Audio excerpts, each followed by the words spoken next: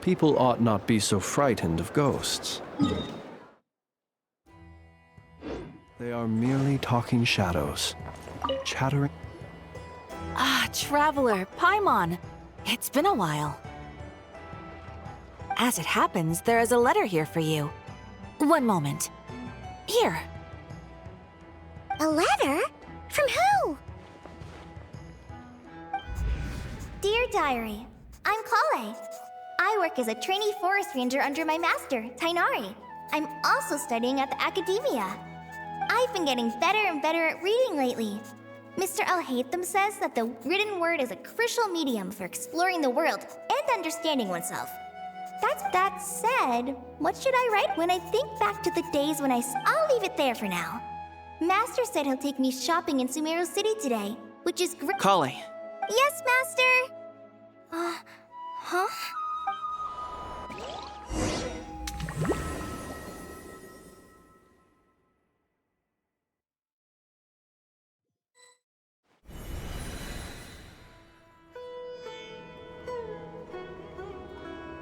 What's wrong, Kale?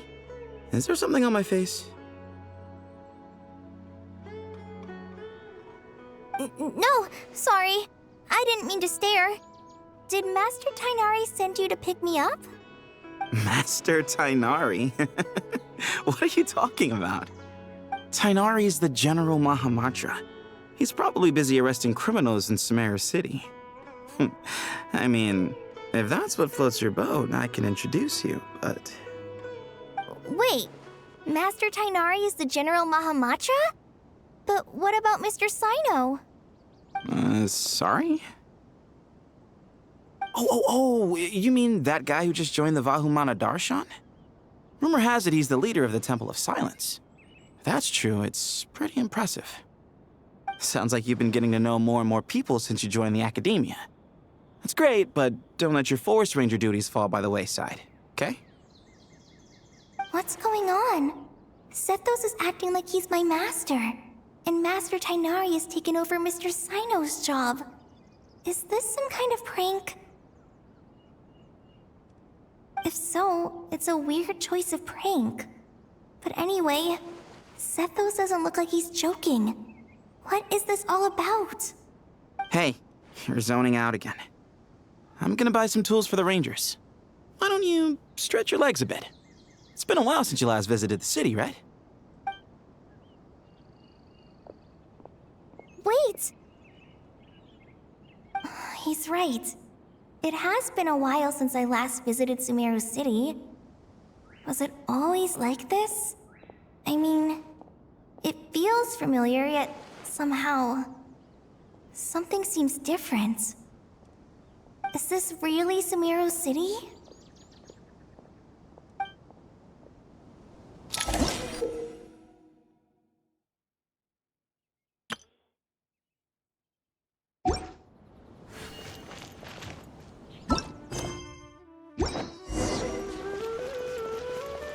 Hey, did you see who just walked by?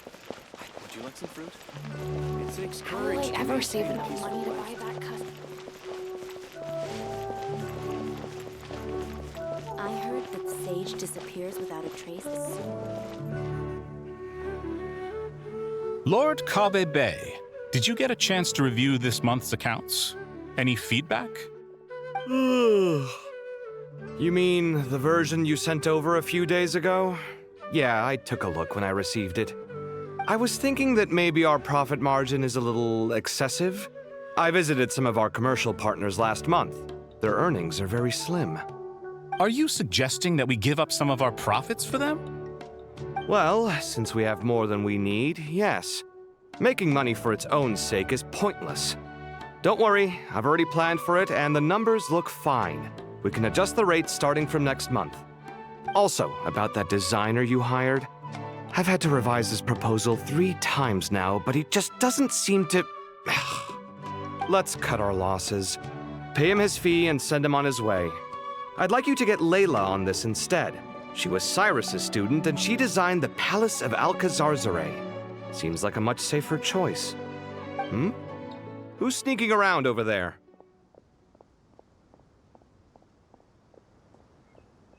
Mr. Kaveh? Do you recognize this person, sir? Yes, it's all right. We've met. This is Kale, Sethos' trainee. He brought her along the last time I went for drinks with him. What brings you to the city, Kale? Is your master here too? No, this is all wrong! Why is Mr. Kaveh saying that too? Tainari is my master, not Sethos. This can't be real. I have to ask someone else. There's gotta be someone else out there who still remembers the truth. Hey, wait! Don't run off! How strange. What's gotten into her today? It's like everyone switched places. I heard. I guess I'll Sage keep looking disappears without a around. trace as soon as he gets off work. A little-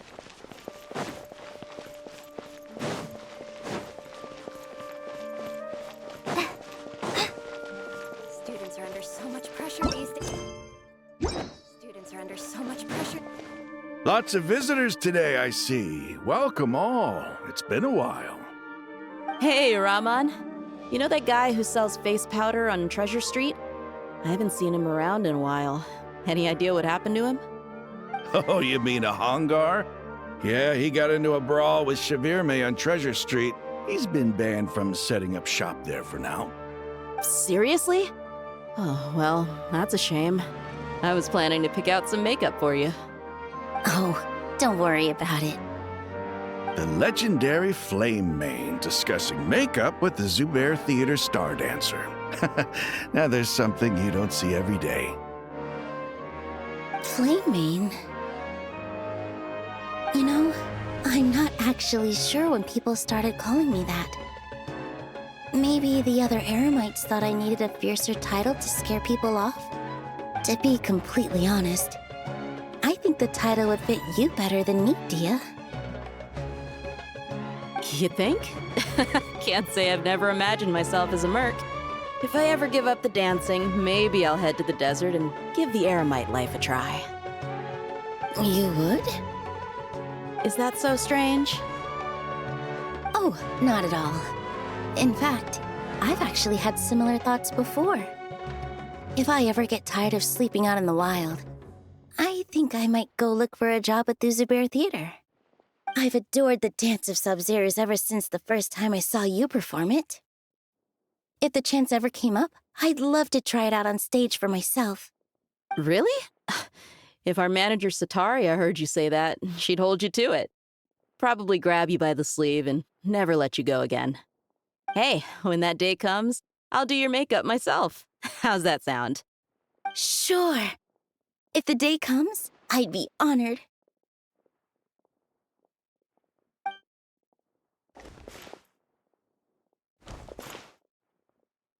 Everyone I know, everything I've ever known. Suddenly it's all a jumbled mess. The question is, who's right? Them or me? Oh, my head feels so heavy. I can't think straight.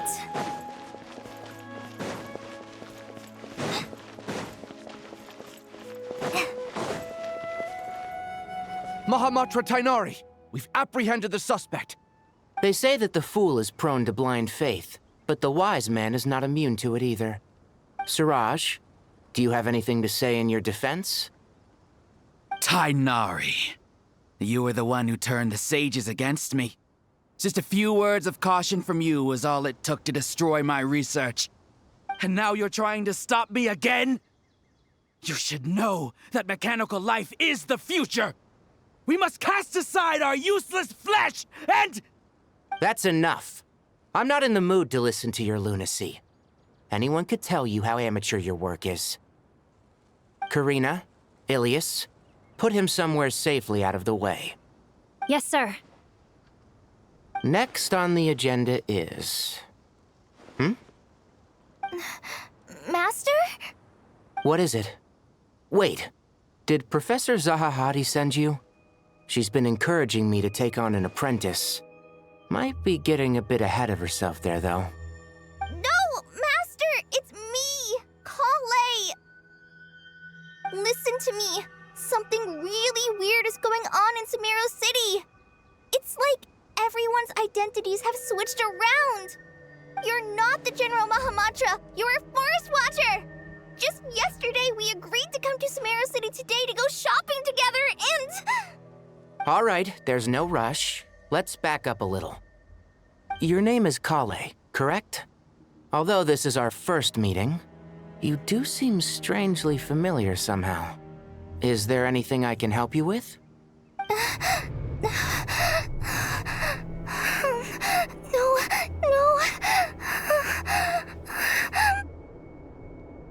Master!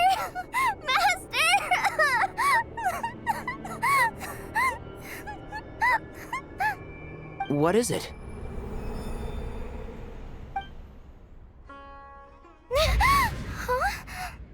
Did you have another nightmare?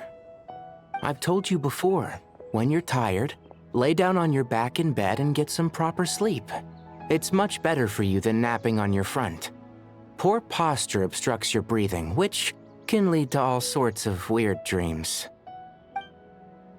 Now, we're supposed to go shopping in Sumeru City today, remember? Cheer up. I'll take you to Hushang's. I heard he's got some new toys in stock. Go wash your face, take some deep breaths, and when you're ready, we'll head out. Okay. Thanks, Master Tainari. So it was just a dream. And yet, dreams can sometimes be a warning of things that will soon come to pass. Who said that? That dream felt unusually real, didn't it? Here's my suggestion. Since you're heading into Sumeru City anyway, you may as well tell Lesser Lord Kusanali about everything that happened. And just to be on the safe side, I think you should also inform your 2 traveler friends who once helped save Sumeru. I'd write them a letter if I were you. Time is short. A storm is coming from beyond the bounds of fate.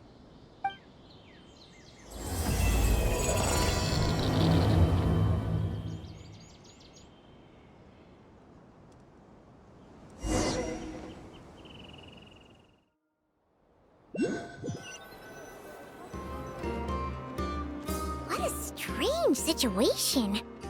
No wonder Kale was in such a rush to write us a letter. Imagine waking up one day to find that everything around you has changed. You might not even recognize Paimon anymore. Oh, that's a scary thought.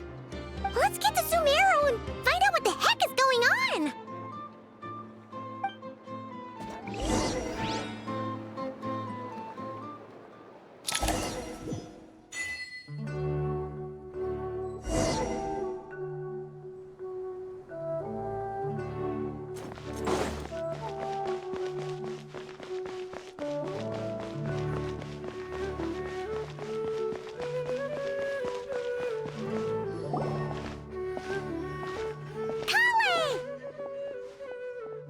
Traveler! Paimon! Thank goodness! I'm so glad you made it! Of course! We won't let anything happen to you, Kale. So, what's going on in Sumeru City? Looks like lots of people are moving or something. Yeah, I was just gonna say. After I wrote my letter, Master and I went to Sumeru City and told the Dendro Archon everything that I experienced, from start to finish.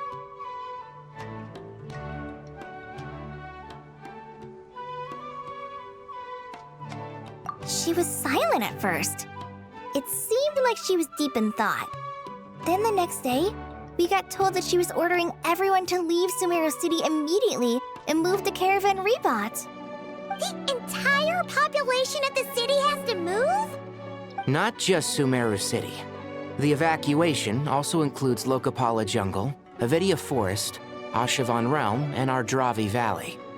Basically, everyone living in the rainforest must temporarily relocate to Caravan Rebot. Holy smokes! That's crazy! Yes, it's quite an operation. Even if people only bring the bare essentials, the scale is simply enormous. They've requisitioned almost all the Sumpter Beasts in Sumeru for the task, including the entirety of Dori's Sumpter Beast Park.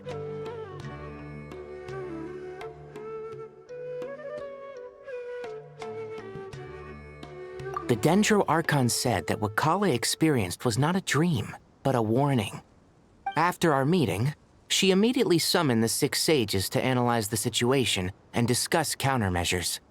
They concluded that the events seen in the dream are very likely to become a reality, and that an unknown danger is rapidly approaching. Oh, please keep that to yourself. We don't want to cause widespread panic. The official reason they've given is a large-scale renovation of the rainforest ecosystem. People are skeptical, but there haven't been any major incidents. So far, at least. The Dendro Archon seemed really worried when we spoke to her. She said you can go visit her in the Sanctuary of Surasthana when you arrive. She also said she'd hold out until the very end. Tighnari? Kale? You got a minute? I need a hand here. One moment, I'll be right there. As a forest watcher, I've been tasked with assisting with the relocation work. There's a lot to be done, and they need all the help they can get. This will be the final group of evacuees from Sumeru City. While they're away from home, they'll be heavily reliant on outside help. Thank you for coming in our time of need. As you can see, another crisis is upon us. Excuse me, sorry to trouble you, but could you help an old man find his medicine? It's buried somewhere in my luggage. Where's my mom? Where did she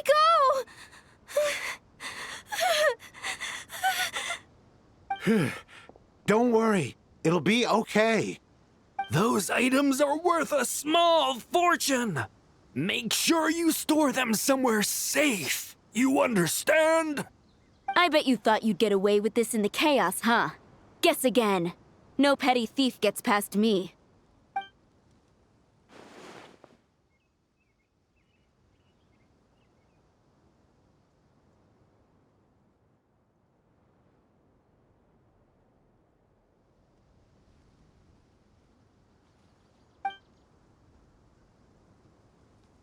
We should go help the evacuees.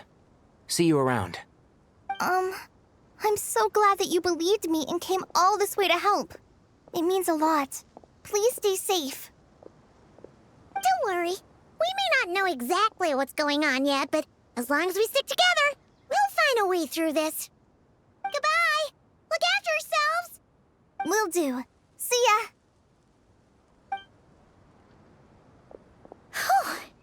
Paimon's not sure how she found the words to comfort Kale because, honestly, she's kind of nervous herself. Let's head to the Sanctuary of Surasthana and see Nahida.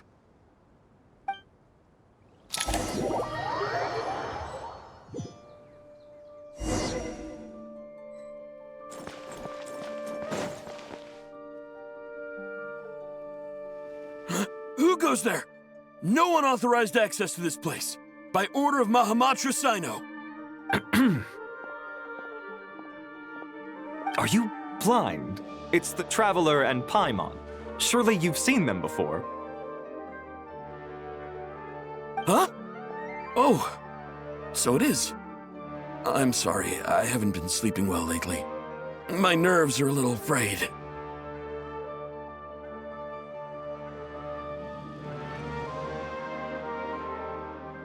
The Dendro Archon is in a very vulnerable state at the moment.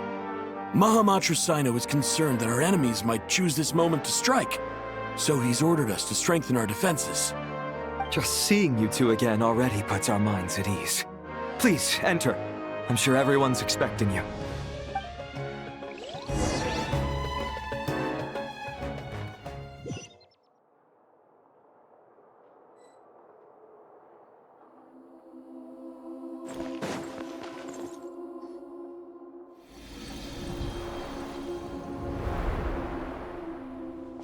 Traveler, Paimon, you made it. Aha! Perfect timing. Reliable helpers like you are just what we need right now. Oh, it's good to see everyone again. Kale gave us a rough idea of what's going on, but we still have a lot of questions. What kind of danger is Sumeru City in exactly? And how come everyone has to move to Caravan Rebot? At this stage, we can't be certain. We're investigating, but no definitive answers yet. I take it that Kale told you about her strange dream? Yeah.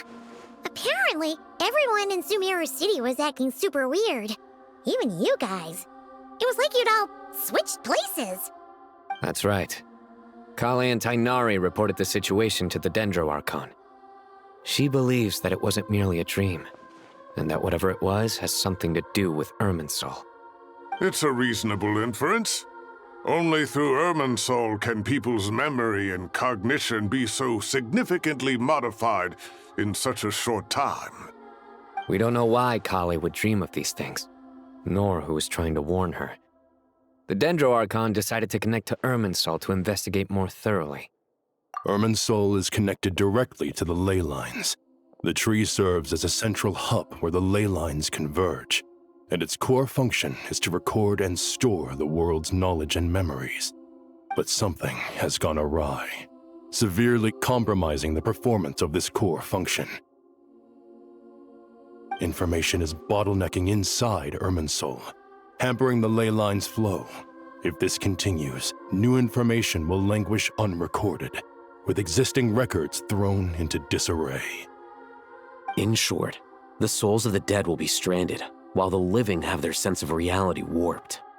In the long run, Kale's dream could well become a reality. And that's just the beginning. There's no telling what other nightmares could end up coming true.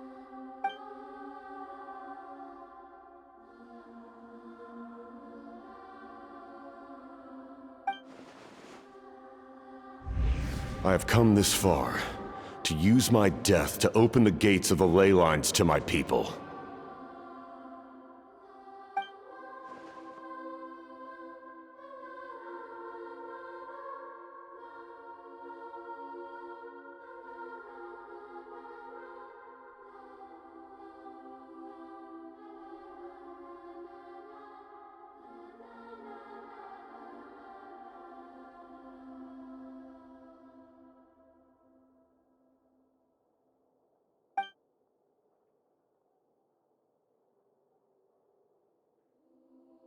Faced with a growing backlog of information, the Dendro Archon decided to connect herself directly to Irminsul and take over the recording and processing function herself. But it is an almost impossible task. Individual brains aren't equipped to deal with the sheer volume of knowledge and memories involved. All that information flooding in at once would instantly fry any human mind. And for a god, even for a god, the suffering must be unimaginable. The Dendro Archon's power originates from Irminsul. Any issue with the tree itself takes a toll on her to begin with. On top of that, she's subjecting herself to the grueling task of processing all that data. It must be torture for her. And despite all of this, she is somehow finding the strength to investigate the Irminsul situation from within and send us her findings. I finished analyzing the latest data. Looks like our working theory was wrong. There's no signs of Irminsul having been attacked from the outside. So it's internal then? Some sort of disease, perhaps? No. I've spent half my life studying the ley lines. If Irminsul malfunctioned this easily, the world would have met its end long ago.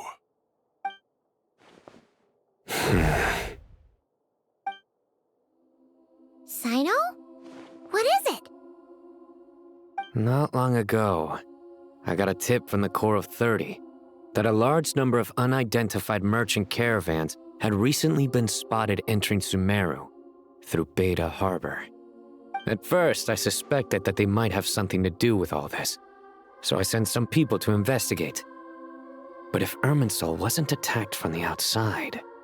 Don't you think there are more important things to worry about right now than guessing who's behind all this? It's been over 12 hours with no new intel. If even the Keeper of Irminsul is this badly affected, you can imagine how bad things are in there.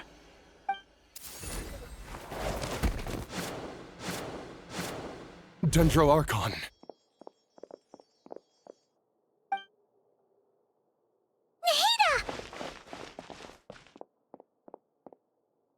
What's wrong? Her breathing is weak, and her elemental energy levels are dangerously low. Looks like it's time to move to the backup plan. What's the backup plan? Get out of the city and take the Dendro Archon with us. The entrance to Irminsul is directly beneath the sanctuary of Surasthana. That means this is ground zero if anything goes wrong. The Dendro Archon has a very strong connection to Irminsul. But theoretically, this connection should grow weaker with distance.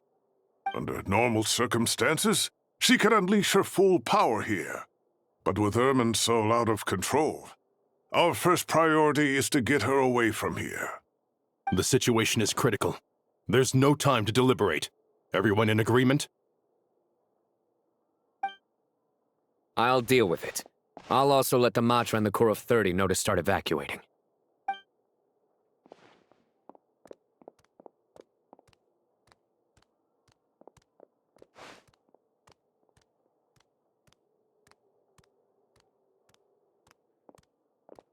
Let's go. No sense grieving when there's nothing more we can do. Agreed. We'll be back as soon as this is over.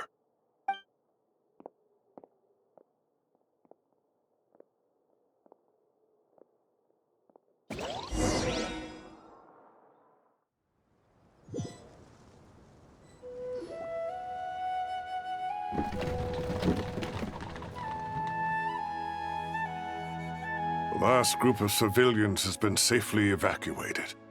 Dendro Archon's carriage will travel with them. Sino and Hat Guy will protect the convoy. With the Dendro Archon in a coma, we've lost our means of investigating the situation. And with Irminsul still deteriorating, we have no choice but to evacuate Sumeru City. Feels as though we're being pushed along by an invisible hand. Stop moaning, Cyrus. We're the teachers here. We should be showing a little more confidence, don't you think? A wise judgment. Let's move out to Caravan Rebot.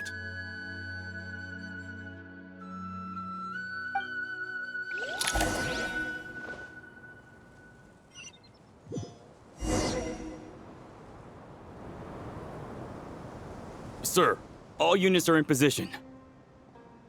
Good. Everything is going to plan.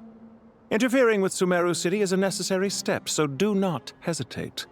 The Irminsul situation will not harm you. We need to speed things up here, too.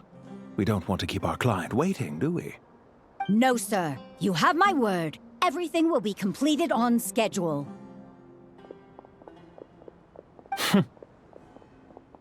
They say that fervent ambition attracts the favor of the gods, and with it, a vision. But we appear to be the exception. So, is our ambition not strong enough? Or does it threaten the very foundations of this world?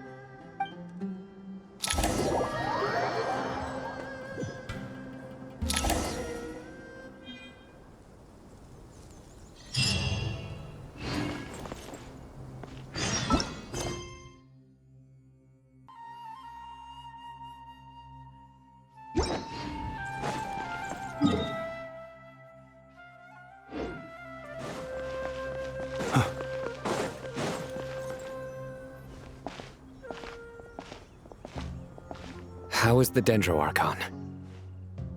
Her breathing is steady. I prepared some therapeutic incense for her, but it hasn't had much effect. Her vitals are still very weak. Based on the information you've provided, I have a working hypothesis. Her condition is partly due to Irminsul's influence, and partly due to a physiological imbalance caused by the rapid depletion of her power. Elemental energy usually flows through the body at a relatively constant rate. The body grows accustomed to this rhythm, so when it's thrown out of balance, physical symptoms will appear. Is this similar to the ley lines? Overloading and withering both directly affect their vitality, potentially causing irreversible damage. Correct. From a biological perspective, if you overexert yourself, you pay the price with your life. The Dendro Archon is not only drained of power, but her life force is at a critically low level. Is there any way to restore her health? I know the ley lines have strong self-healing abilities. As long as any blockages or pollutions are dealt with, they can quickly regain their vitality. But what about people? Well, gods. What's their capacity for self-healing? Before we think about that, there's a bigger predicament to resolve. Restoring the Dendro Archon's power requires us to heal Irminsul first. But that will be extremely difficult without the Dendro Archon's power. Paimon's already getting lost here.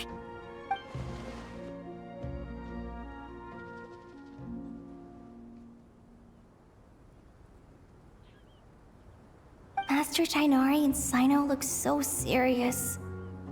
I've not heard Master speak in this tone for a long time. Tighnari.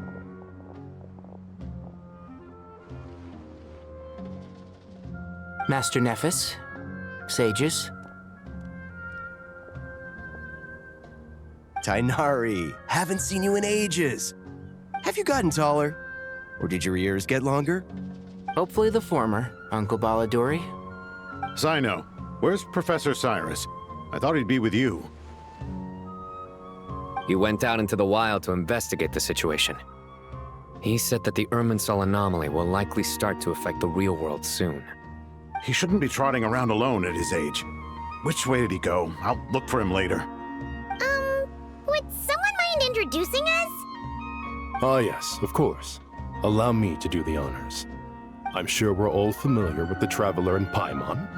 They're the heroes who helped foil Azar's conspiracy and save Sumeru.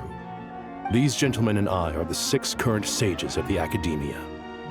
Balduri and I are part of the Old Guard, while the other 4 took office after Azar and his clique fell from power.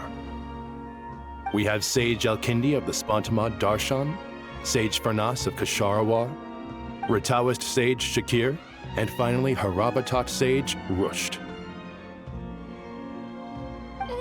Nice to meet you all! I've heard much about you. Delighted to finally meet you in person. You're younger than I imagined for someone with the power to stand up to fate itself. Thank you for lending your aid to Sumeru once more. Once we're on the other side of this, could we get a photo together? My daughter has a friend named Isak. He's always talking about you two. Of course! No true hero would deny a child their wish. Back to business. So with the Dendro Archon currently in a coma, the people have taken temporary refuge at Caravan Rebot, but they cannot stay here forever. We need to come up with a plan as soon as possible. Farnas, any thoughts? Well, firstly, having reviewed the data, I'm inclined to agree with your assessment. This doesn't look like an attack on Irminsul from the outside. Rather, it resembles a malfunctioning machine. Calculations going haywire and sparks flying. That being said, before we consider how to fix it, we need to understand precisely what has gone wrong. Furthermore, we somehow need to ascertain this without relying on the Dendro Archon's power. We have no direct access to Irminsul. However, we might be able to gather the information we need from the ley lines. Study the branches to learn about the trunk, in other words. Wait, is that what Cyrus is up to? No wonder he ran off to research in the wild. Curse's always one step ahead of me, isn't he? I heard that while in the sanctuary of Surasthana, the Dendro Archon had to serve as the central information hub herself. This is a clear sign the situation within Irminsul might be far worse than we can imagine. Irminsul is vital not just to the safety of Sumeru, but to all of Teyvat. We must be the ones to bear responsibility for this world. To be on the safe side, I think we need to consider some backup plans. Are you saying we should consider a scenario in which Irminsul is completely destroyed? I'm merely pointing out that the possibility exists. You have a valid point. But until worst comes to worst, I believe we should focus our efforts on resolving the Irminsul anomaly and helping it recover. Kale, I understand that you were the first to foresee this crisis. If it's all right, I'd like to talk with you about it in more detail. Of course, but even I don't know how I came to have that dream. If there are no signs of external damage, could it be a stress fracture? Metals tend to suffer from this issue with long-term use, and Irminsul has existed for centuries, after all. It's possible, but surely a stress fracture would be more likely to cause a complete shutdown rather than chaos. Sages, General Mahamatra. Sorry to interrupt, but something has come up. What happened? Some citizens didn't believe that Sumeru City was really in any danger. They slipped away and hid during the relocation, intending to return home. How many people are we talking? About a dozen. Sakura found them while on patrol, but they appeared to be suffering from psychosis. For whatever reason, they were trying to kill each other. By the time we arrived, there were only 2 survivors. One was unconscious from their injuries. The other tried to attack us, but was subdued. Where did this happen? Near Yasna Monument. That's not far from Caravan Rebot. Master. I know. The Irminsul anomaly is beginning to have effects in the world. I didn't expect it to spread to Yasna Monument so soon. It almost feels like we're being chased relentlessly, with no time to catch our breath. Sir Cyrus said the same thing. He sent me back to report in, while he continues investigating. I'll go join him.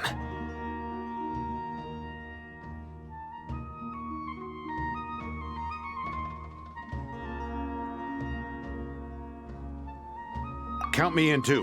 Don't let my age fool you, I can still fend for myself. Very well. Meanwhile, the rest of us will continue discussing our next steps. Get back soon. Take care of yourselves. It's getting dangerous out there.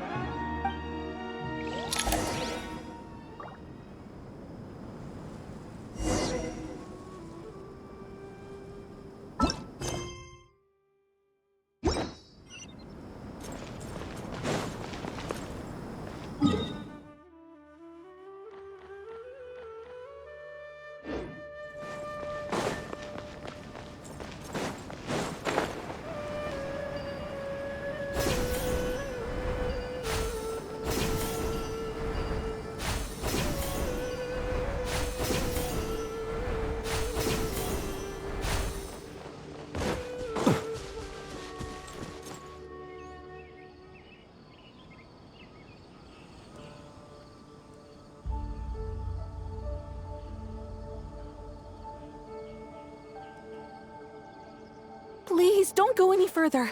As you get closer to Sumeru City, there's no knowing what dangers you might encounter. So this is our mentally disturbed man? I'm going to gut you all!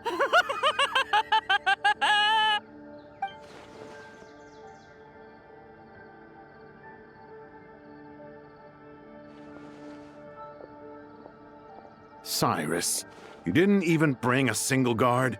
Do you think you're some sort of warrior? It's fine. Come here and look at this. Oh, it's...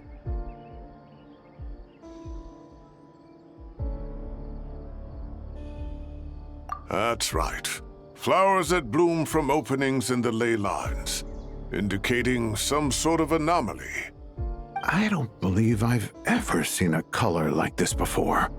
Did you discover it nearby? Not just here. Way over there, too. They're everywhere. There's even more in that direction. How did you ascertain the situation further ahead? Didn't you just say that we can't go beyond this point? Yes. This area is relatively safe so far. But if you continue forward, delusions will start afflicting your mind. However, some vision-bearing mercenaries were able to maintain their sanity a little better. They're the ones who brought back news from further afield. Sino, do you remember the class I taught on dissecting ley line blossoms? I do, Professor. I received full marks in that course. Good. After all these years, it's time to put that knowledge into practice. There must be anomalous information hidden within these blossoms. Alkindi, I'll need your help as well. Been a while since we worked on a project together, hasn't it? Sure has. Well, what are we waiting for? Let's get to work. Anything we can do to help?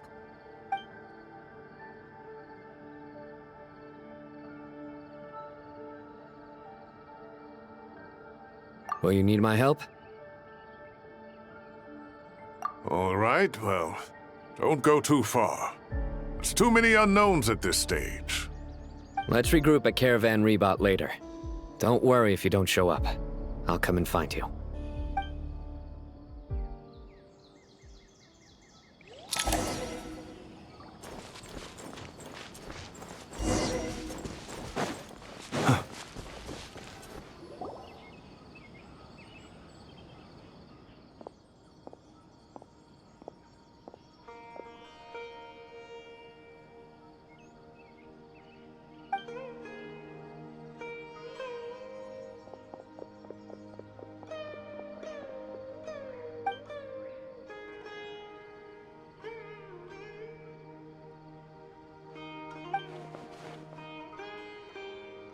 That should be the heart of Oasis. All we need to do is light it with the fire seed, and it'll restore a pep with elemental power. The damage it suffered internally will also slowly begin to heal.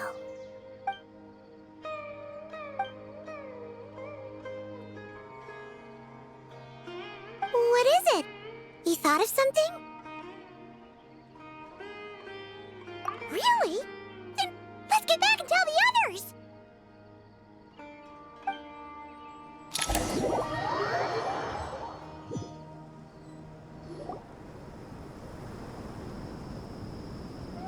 Whew.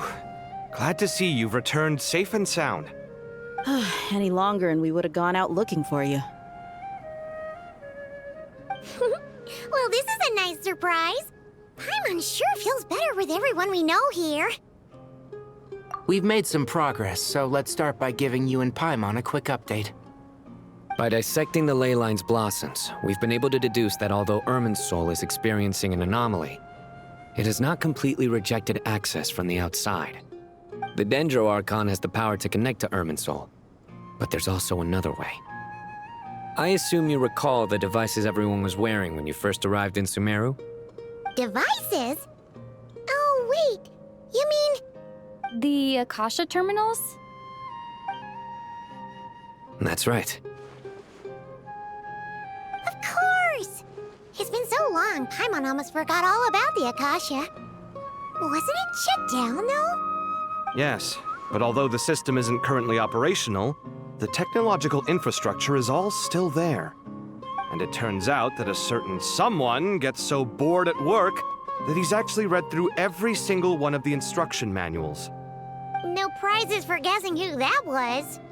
If praising others is that embarrassing for you, you can simply spare yourself the ordeal.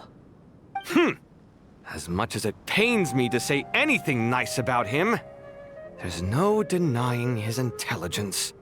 He rarely forgets anything he's read. The Akasha is exactly what Sumeru needs at this moment. Between us, we should have all the knowledge and expertise we need to get it up and running again. But if I recall correctly, doesn't the Akasha need a Gnosis to function? That's exactly right. The Akasha relies on the Gnosis as a power source, and in its absence, we'll need to find an alternative. To tackle this problem, it looks like we'll be relocating once again. Namely, to the Temple of Silence. Ring any bells? It's the only major institution in Sumeru dedicated to preserving the knowledge of King Deshret's civilization. You might find the answers you're looking for hiding there. I agree. There's a good chance. Master Nephis and the other sages have discussed it. As the chaos from Irminsul continues to spread, Caravan Rebot won't be a safe haven for much longer. We have to move into the desert next. The scholars and sages will head to the Temple of Silence, while the civilian population seeks refuge in Aru village. The Eremites will keep everyone safe during the journey, and Candace will be there to receive us at the village. This leaves us just one thing to worry about. That Dendro Archon. She's very weak. We can't afford to wait until Irminsul is fixed. There has to be another way to help her. Huh. Well, luckily, the Traveler had a eureka moment while we were out investigating. Really? Wow, nice one, Traveler. Let's hear it. What say our Amorta experts? Theoretically, it's feasible. From what you're saying, although elemental life and elemental energy have their differences, the Dendro Archon has explicitly stated that she can imitate the power of the former. In which case, as long as a Pep is willing, she should be able to convert her own power into a form that the Archon can use. It wouldn't be difficult for her at all. The only problem is convincing her to help.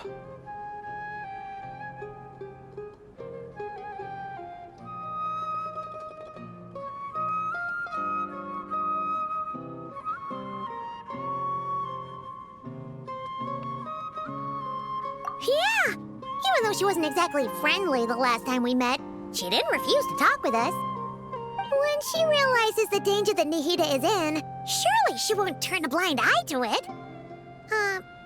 Well, hopefully not. Either way, we're not exactly spoiled for choice here. Hey, it's better than having no options at all. I agree. Without Irminsul's aid, the legendary Dendro Dragon Apep may well be the only living thing in Sumeru who can help our Archon recover her power. There's no time to lose. I'll bring this proposal to Master right away. If he and the other sages agree, we'll split into 3 teams. The academics will go to the Temple of Silence to look for a solution to the Akasha problem. The Eremites will escort the civilians safely to Aru Village, and the Traveler and Paimon will take the Dendro Archon to see Apep. There's still a long road ahead, and no knowing if we'll make it. But at least we have a direction now. I'll take it over floundering around in confusion. If there are no objections, then let's proceed. But before we adjourn, I would like to leave you all with some parting words. No matter the distance between us, there will always be an invisible force tying us together. May the bonds forged in the past shine bright like stars and open a new path before our feet. Huh. Is that from King of Invocations? No. This one's from King of Invocations, the sequel. What's the difference? The sequel's much cooler. Couldn't agree more. Well, it was very apropos. Once this is all over, I'll give everyone a copy of King of Invocations and the sequel to show my gratitude. Come on, let's get moving.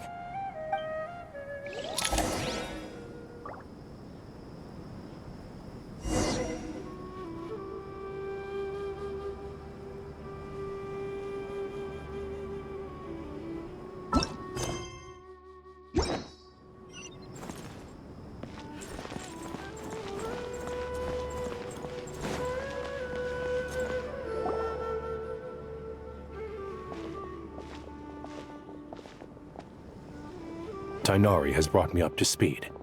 I approve of your plan of action, but we can't proceed with everything right away. The people need to rest. For many of them, this will be their first time in the desert, so we'll need to find additional personnel to help escort them. You two, please go on ahead with the Dendro Archon. Let's rendezvous at the Temple of Silence later. No problem. We got this. Words can't express my gratitude, so let me just say, I hope everything goes smoothly for all of us. Goodbye for now. All right, let's get going. If Paimon remembers correctly, the last time we saw Apep was in... Traveler, Paimon. Could I borrow you guys for a moment? It'll only take a second. Kale, what's the matter?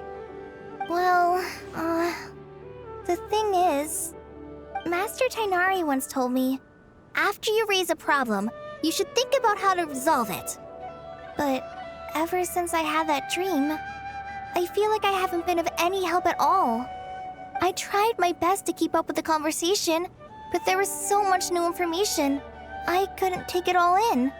So, I just wanted to ask, do you have any tips for me there? Paimon knows exactly how you feel. But fear not, everything you need to know is right here in Paimon's notes. Sumeru chapter. It's got tons of info about all the things we've seen and heard on our adventures. Some parts parts are a little simplified, but hopefully it all makes sense.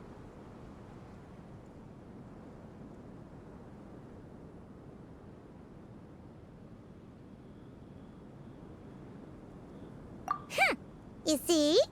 Being the greatest guide in Tibet isn't just a fancy title. It takes a lot of hard work. Paimon doesn't always understand the things you're talking about with other people. Whenever that happens, she notes down the confusing parts and goes over them in her own time. This is perfect. Could I borrow it? Sure. Matter of fact, you can keep it if you want. Paimon has another copy. The spare copy was originally meant for the Traveler. Paimon used to worry that one day she might not need a guide anymore, so she wanted to have a gift for her, in case we ever parted ways. But it doesn't seem so necessary nowadays. We have so many more places to see together. One copy will be enough for both of us. Thank you so much. But still, these are your treasured memories. I think I'll make my own copy and then return the original to you. Anyway, that was all. I won't keep you any longer. Have a safe trip. See you again soon. See ya! Alright, time to bring the Hida to see a Pep. Let's hope that old grouch is in a negotiating mood. Hey, here's a thought. If we brought Nervalette along, do you think he could help us persuade a Pep to help? Actually, never mind. In a Pep size, Nervalette's probably one of those dragons.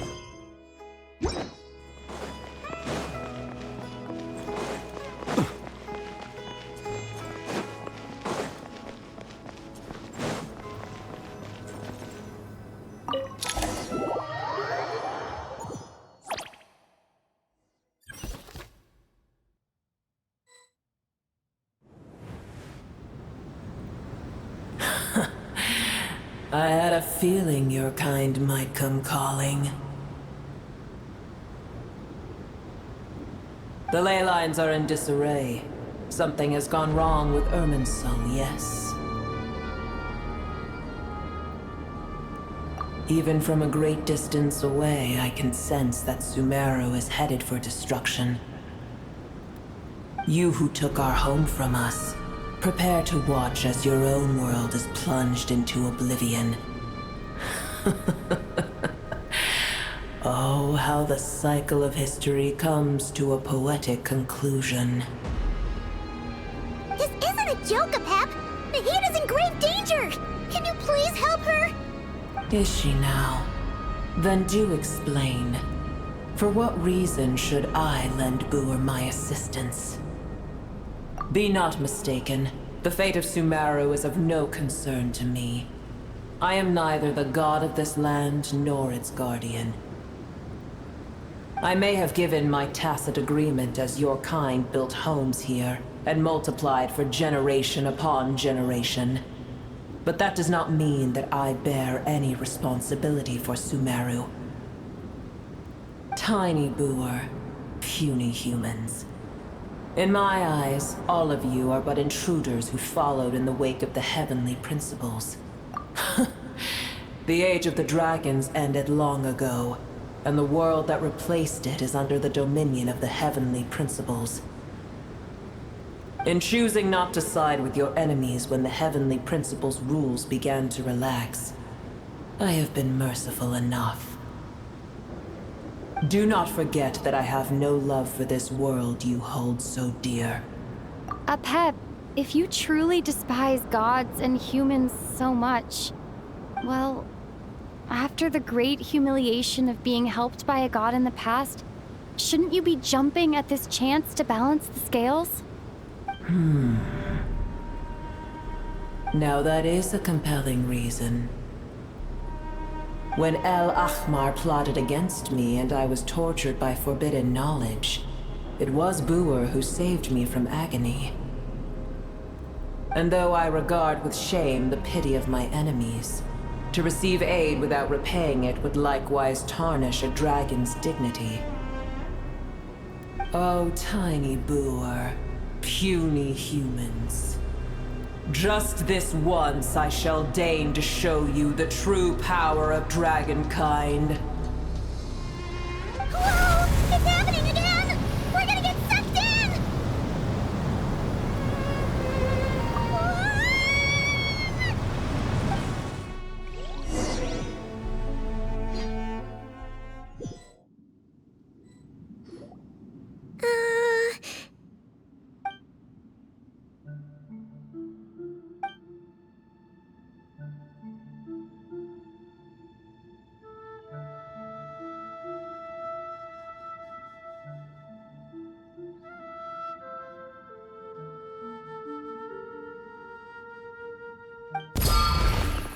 It is done.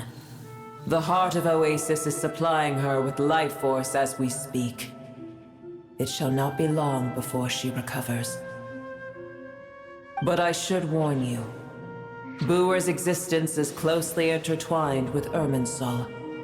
Unless the issues plaguing it are resolved, she will never completely recover her former strength. Oh, thank you. Spare me your words of gratitude.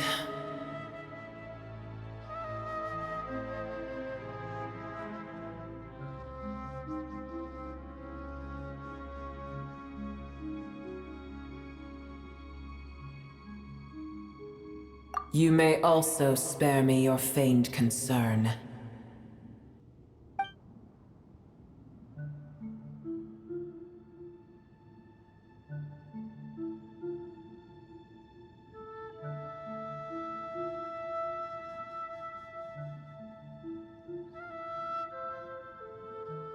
A dragon's sovereign's power is far greater than you can imagine. While I was indeed weakened when the heart of Oasis ran dry, providing Tiny Booer with a morsel of my life force shall have little consequence for me. Oh, good to hear.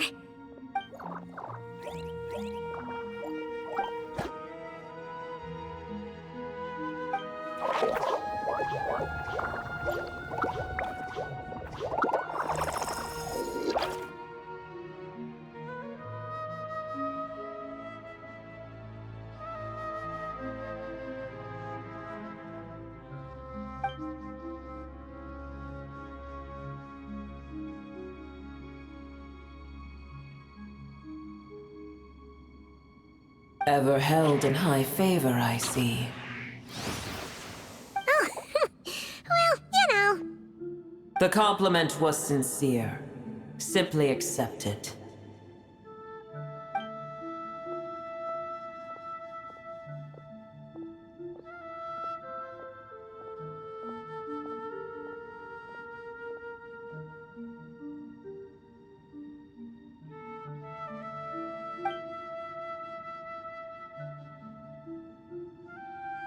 I did once. That tree was not planted by the heavenly principles. Irminsul existed before they ever arrived in Tevat. What? There was a time when it belonged to Tevat, to dragonkind. Its appearance and function then differed greatly from today.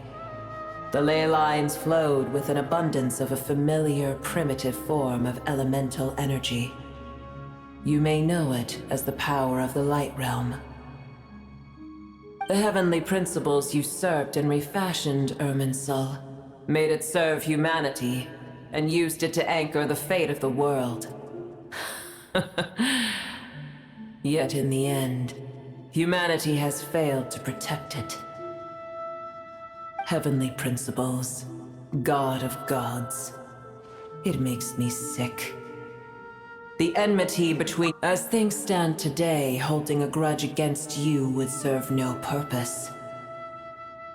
But there will come a day when we reclaim this world for ourselves.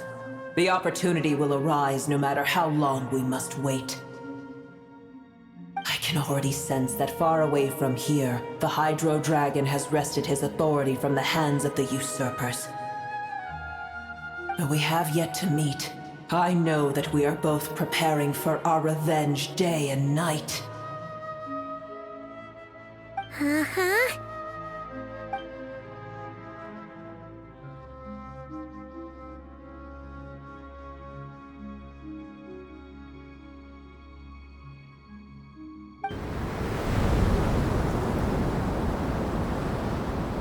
I hear a great disturbance out there.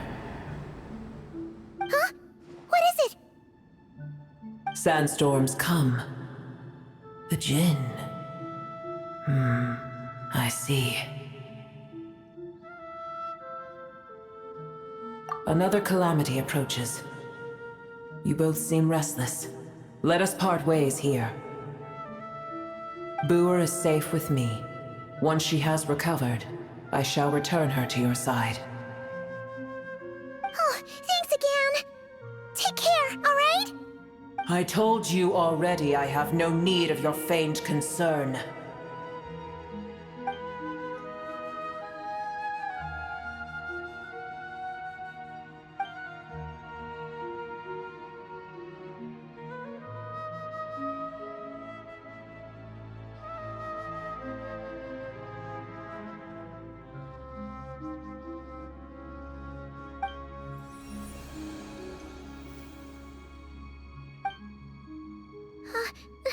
Nahida? You're awake! Are you okay? Cease your interrogation. Yes, she awoke for a brief moment, but she has now lost consciousness again. Take it. We shall talk more at another time.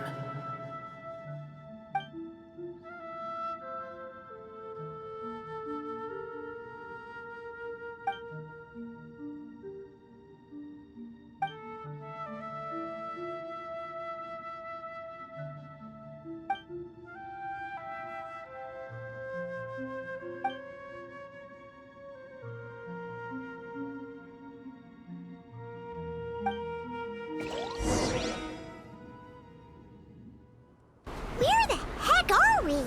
Did you just dump us in the middle of nowhere? Wait. No. Paimon remembers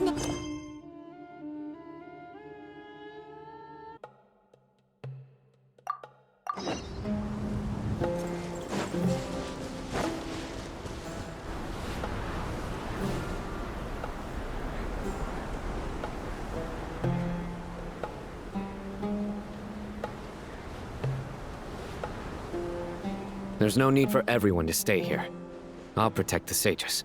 The rest of you, return to Aru village. Yes, Mahamatra Sino.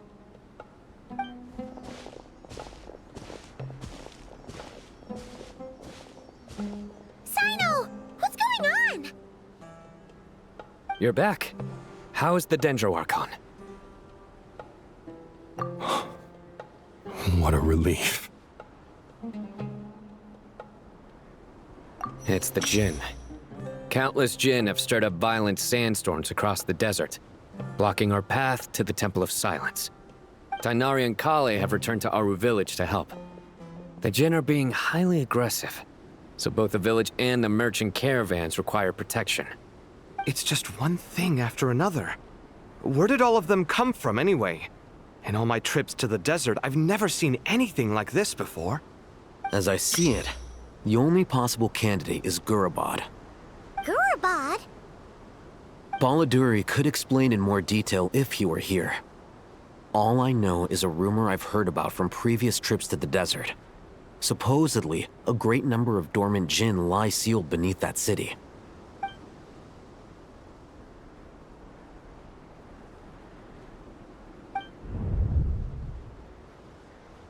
Gurabad is, for me, a fated land. I must therefore return back to this city, where my destiny awaits me still, my master. I am sorry that I couldn't stay by your side for long, and that I could not have more time to get familiar with you. Lilipar.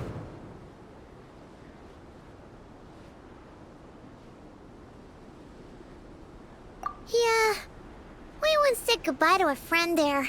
Well, maybe not a friend exactly, but someone we met on the road anyway. She was a strange bottle. If we can find a way to wake her up, maybe she can help solve the situation in Gurabad. Well, be careful. You may find there's more than just the Jinn to worry about. You mean, there are other dangers in Gurabad? It's a sensible assumption to make. The moment we arrived in Caravan Rebod, the Irminsul anomaly started spreading in that direction. Now we've moved to the desert, and suddenly we're plagued by Jinn and sandstorms. To call it a coincidence would be a stretch. Don't worry, we've gotten a lot stronger since our last stint in Sumeru.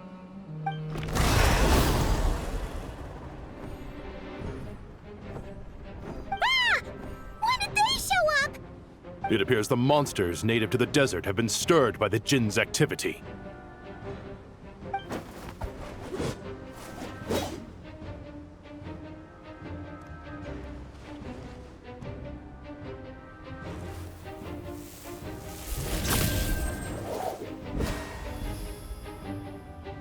You should get going.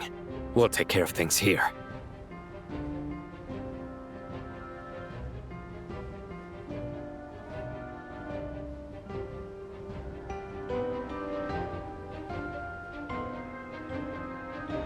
You too. Don't do anything too risky. You got it?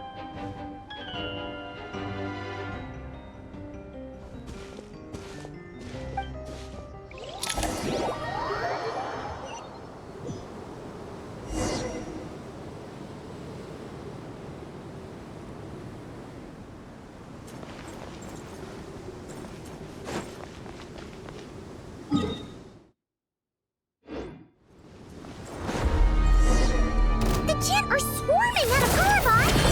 Looks like Awaken was right! Let's get inside and see what's going on!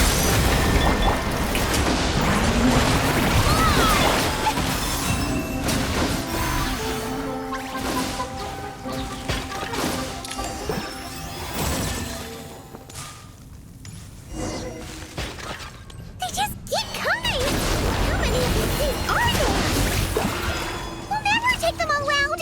Target spotted! All units at the ready. The Patui!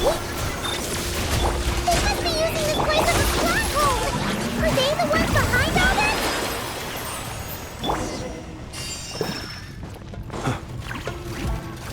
Huh. Fighting Jinn with one hand and Patui with the other? This is pure chaos!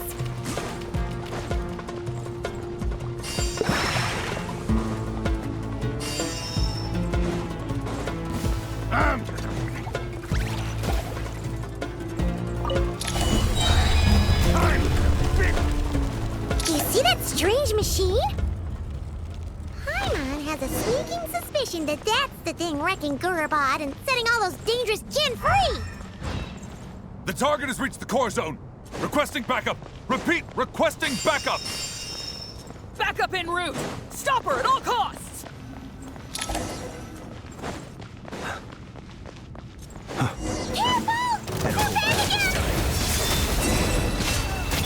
Defensive mode engaged. Annihilation mode. Strike a pose!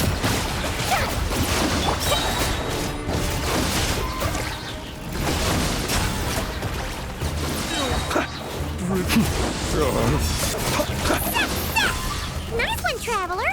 Let's keep going! The long sleep beckons.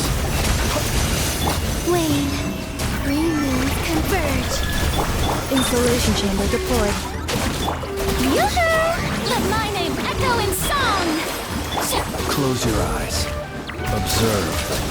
Fear the dark.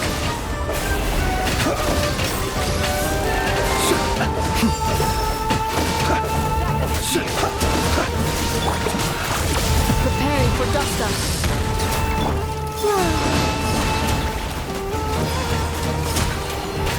A moonlit night for all.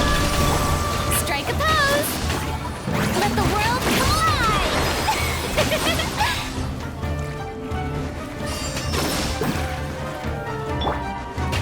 Defensive mode in Surge! This hunk of Jinn's got kaput! Now we can finally... It seems my subordinates failed to stop you in your tracks. Apologies, sir. There is no need to apologize. You did well to hold your ground against such a powerful adversary for as long as you did. I must commend your courage and perseverance.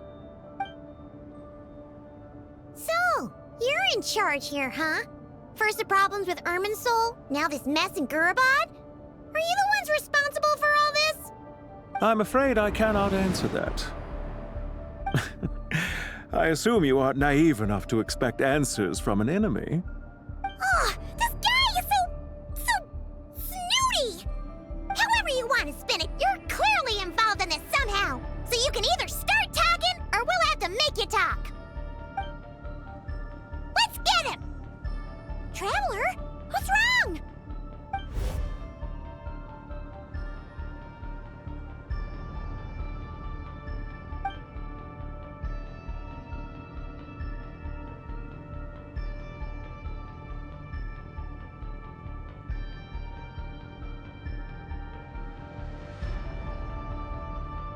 You're remarkably calm. Some would act more rashly upon finding the ringleader all alone. But you keep your cool. Even as your enemy, I must applaud you. Did you show yourself just to say that? Is this you trying to take back control of the conversation? Unfortunately, I really don't have anything to say to you. I am here merely to indulge my own curiosity. Your names are well known among the Fatui. Naturally, I wanted to observe you up close while I had the chance. Hey! Don't treat us like we're some kind of exotic animals in a zoo! Oh, I wouldn't dream of it. You seem rather predisposed to misunderstand me. I'm quite aware that you are both heroes of great renown. You have resolved crises in many nations and won countless allies along the way. I've been following your adventures with great admiration. My only regret is that the trajectory of your journey conflicts with our goals. What do you mean, admiration? Sorry, but that sounds pretty weird coming from you. I don't see why. We may happen to occupy opposing sides, but there is no cause for deep-seated enmity between us. To respect one's enemy is to respect oneself. Well, now that you're observing us up close, what do you see? I've observed as keenly as I can. Yet, while I endeavor to understand, your true strength remains a mystery to me. Violence is not my area of expertise either, so, you see, I would much rather converse with you like this than determine a victor with the edge of a blade. Besides, I've heard that even 3 moons in the sky fail to eclipse your brilliance. I know better than to bite off more than I can chew. 3 moons? So, you have a connection with the Harbinger, the Doctor. Well deduced. Our commander, Dottore, died in Nodcry, but there are things that do not end with his departure. We must... Look at me. I almost divulged more than I should have. What are you after? Revenge for Dottore? Or are you plotting something else? I've said quite enough, I believe. There's no point in continuing this conversation, except to say, I've noticed that you seem to know your way around here quite well. A repeated visitor to Gurabad, are we? Ugh. I'll take that as a yes. Then I'm sure you'll have heard the story of this place. The mother of the Jinn, Lilupar, and the tragic tale of her vengeance that spanned 3 generations. It was right here that Lilupar once helped the wise to ascend to the throne. But from that moment on, every king who sat upon it was corrupted by power. These degenerate rulers lost control over their nation, and with it, the right to occupy that exalted seat. What are you trying to say? I once admired you for your adventures.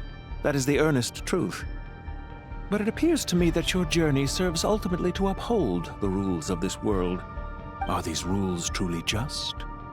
Does the heavenly principles rule with wisdom or folly? And how can we be sure that the 7 who wield authority over the world will not be corrupted? Do you seriously think you're gonna convince us of anything? Convince you? I'm sure my commander already tried that. Why would I waste my breath doing the same? If a few words from a stranger were enough to make someone completely change their stance, it would only prove that they never had a firm will to begin with. I am merely stating my position, so that we might understand each other better. One's enemy in the present may not necessarily be an enemy for life. As for what game I'm playing here, I'm simply buying some time. But now I must bid you farewell. It was a wise decision not to attack me immediately. Since you did not fall for my ambush, I will now have to ask those in hiding to reveal themselves. Leave this to us, sir. Very well. I trust you to do what is necessary. Stall her while I execute the next step of the plan. Sumeru City, Irminsul. Hey! Stop right there! Don't you dare leave without explaining yourself! All units, stop them! Protect the commander! Use your Did you hear that? time. He mentioned Sumeru City and Irminsul! He definitely knows something! We can't let him get away! Get rid of these pesky soldiers, quick!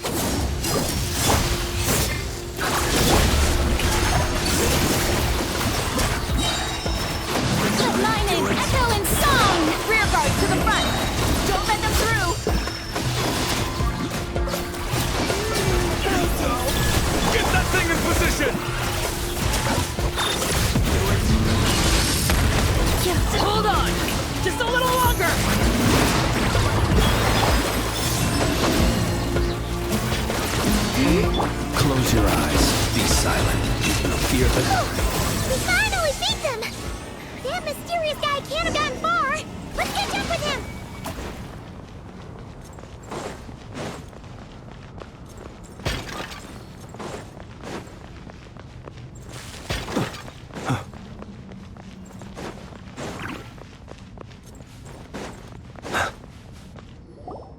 Found him! Over here! You're very persistent.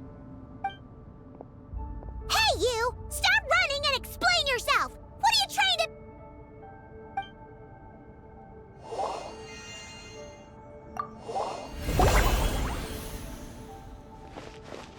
What's this? Relax. A small trap like this won't be enough to hold you. The sandstorms from Gurabad will die down soon enough, but this small window of time was all we needed to launch the next phase of our plan.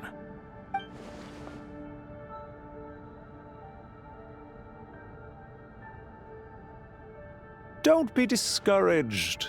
I knew that someone would come here eventually, so I planned ahead. Where to chat with you, which door to exit from, even which mechanism to wait by for you. I thought through every detail. You, meanwhile, know nothing of who I am. So far, you've only heard my voice, and for all you know, it may not even be real. But not to worry. This is only our first meeting. It shan't be our last. Just answer me one last question. Why do you continue to follow Dottore? He has conducted countless cruel experiments, even on his subordinates. Follow isn't quite the right word. Let's just say even those you see as villains have their friends, even if they aren't the most sincere of friendships. When any set of rules is established, there will be those who benefit and those who lose out.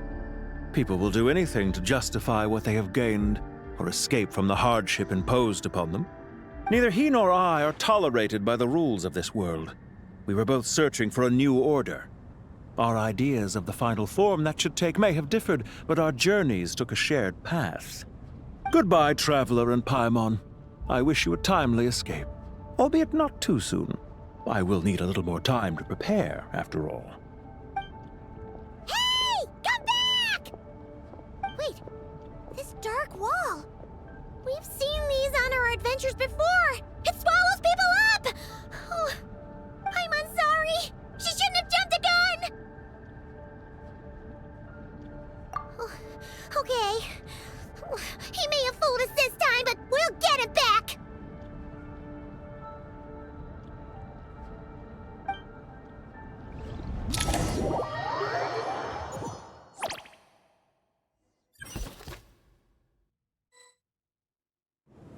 Sino and his team are guarding the north.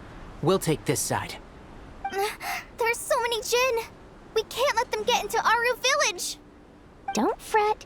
I am well prepared for this situation. Huh. So you have a solution? Perhaps you're unaware that I have a trusty genie partner of my own, Plumpy. If I send her to negotiate with the others, this whole thing will be resolved before you can say Mora. Off you go, Plumpy!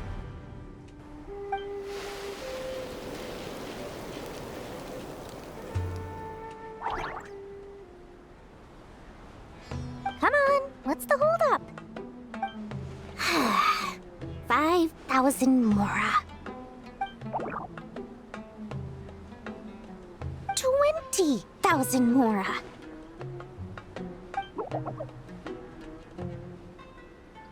100,000 Mora. Final offer.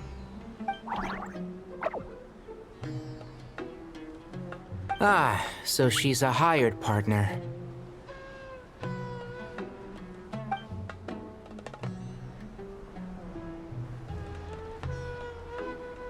Hired partners are reliable too. Plumpy here is a highly skilled negotiator. You'll see. Just a few words from her and...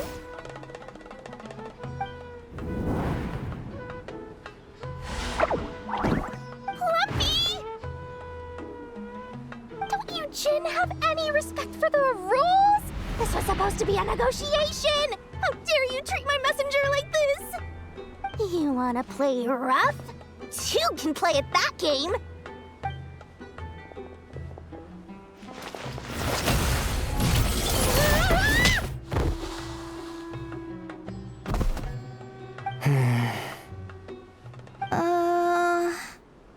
Looks like it's up to us now. Be careful, Kale. Yes, Master.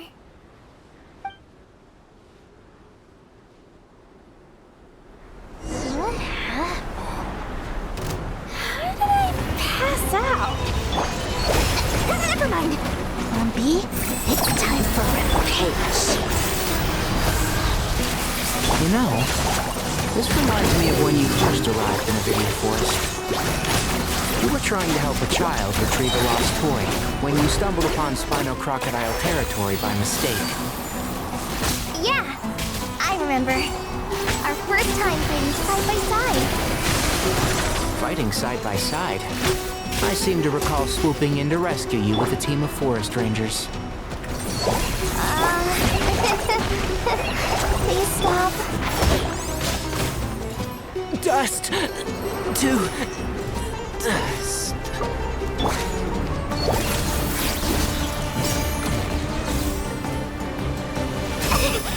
You pig!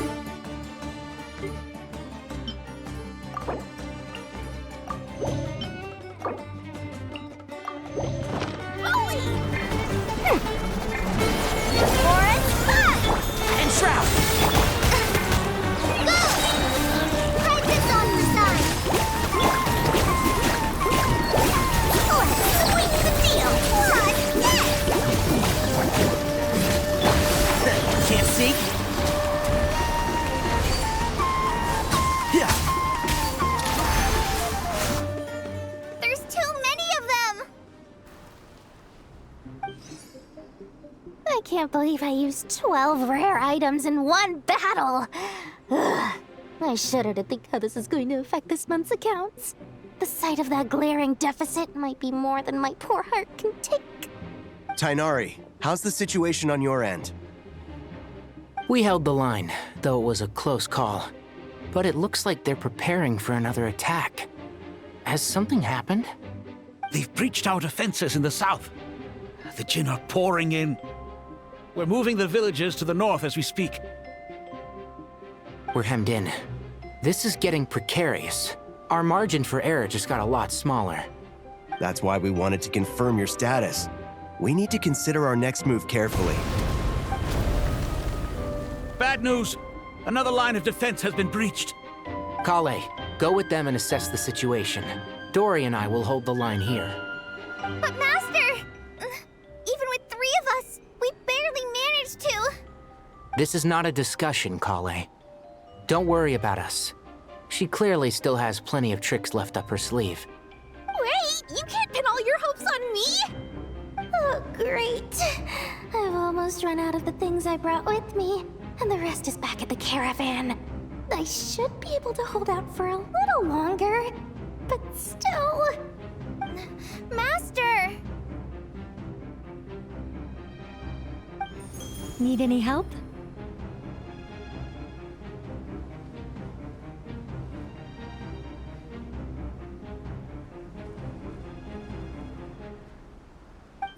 Huh?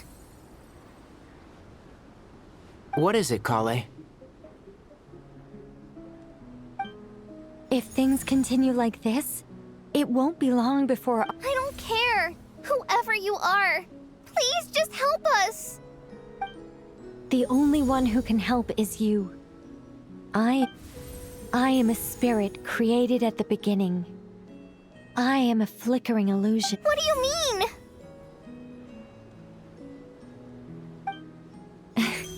It doesn't matter. You don't need to understand it. Watch out! Jinn incoming! I am a spirit created at the beginning.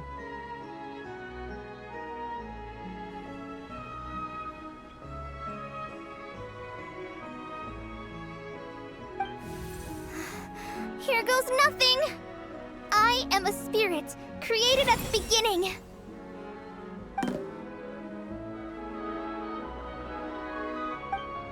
I am a flickering illusion.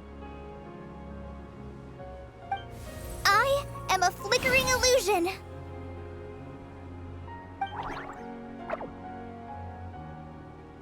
What's wrong, Plumpy?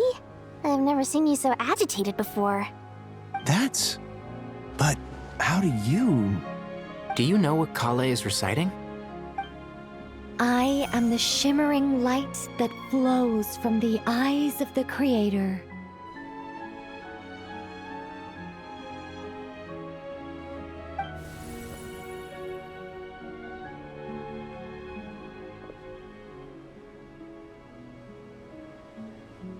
I am the shimmering light that flows from the eyes of the Creator!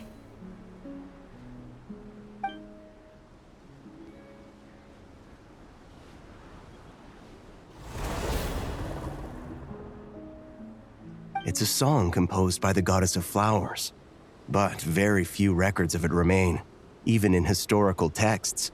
All we have is a few fragments. Is Kale an avid historian? Not to my knowledge. The Jinn have actually quieted down. Although... no, it's more than that. It looks like they're showing... submission. Clearly the songs left by the goddess of flowers have a soothing effect on them. At the very least, they're much calmer now. Really? Let me try. I am a spirit created at the beginning.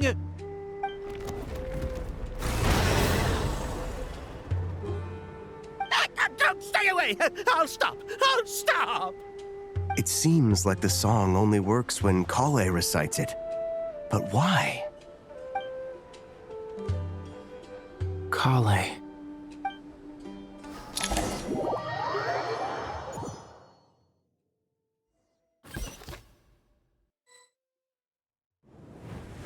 Yeah! Any luck?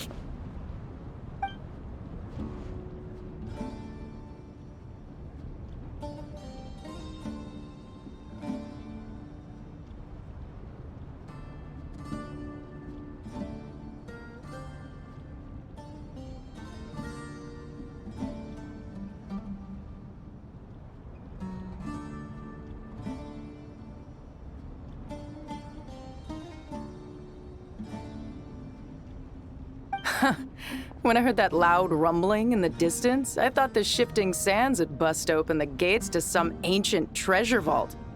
Turns out it was just you guys. Huh? Wait! That sounds like...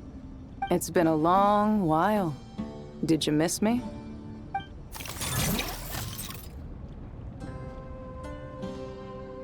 Jet! Ben! Let's save the catching up for later. First, I gotta get you guys out of there.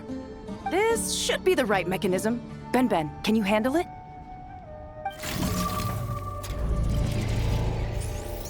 There we go. Come on, let's leave this place.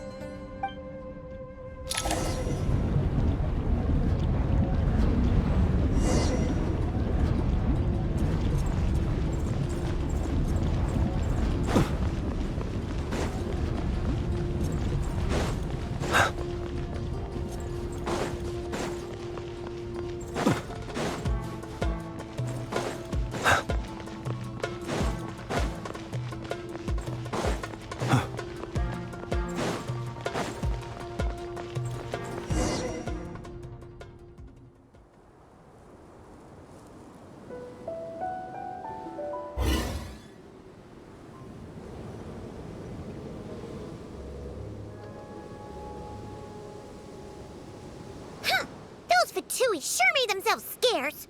It's like they were never here. The Fatui? They came to the desert again? Yep. No idea what they're planning this time. They were being very coy about it. How have you been, Jet? Well, since we last met, I've started my own band of mercs. We've actually made quite a name for ourselves. Oh, yeah. On a slightly different note, I have some good news. I finally took care of Masaira. Not much to write home about. It was just another day. Found his hideout. Dragged him out of his cozy little bed. He tried to talk me into seeing his point of view, as usual. But I'm way past that by now.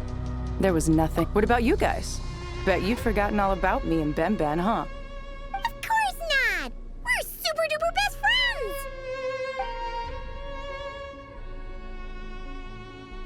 Wow. Sounds like I should make time to visit some other nations too. Anyway, what brings you to Gurabad? Oh, right. I almost forgot. We're here to look for Lilupar. That bottle? Seriously? Yeah! We need her power to calm the Jinn and stop the sandstorms. Here's hoping we actually manage to find her, after all the trouble we've been through. Surely, with everything's been going on in Gurabad, she must have woken up, right? Only one way to find out.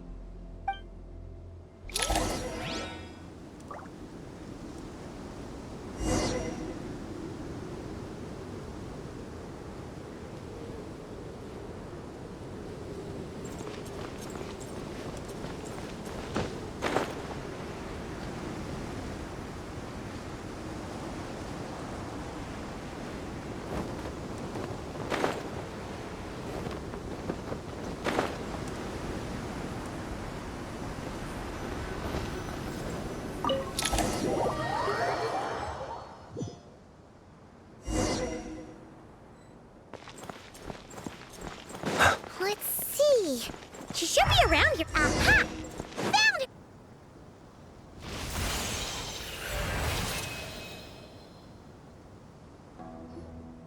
Lilupar! What a long dream that was.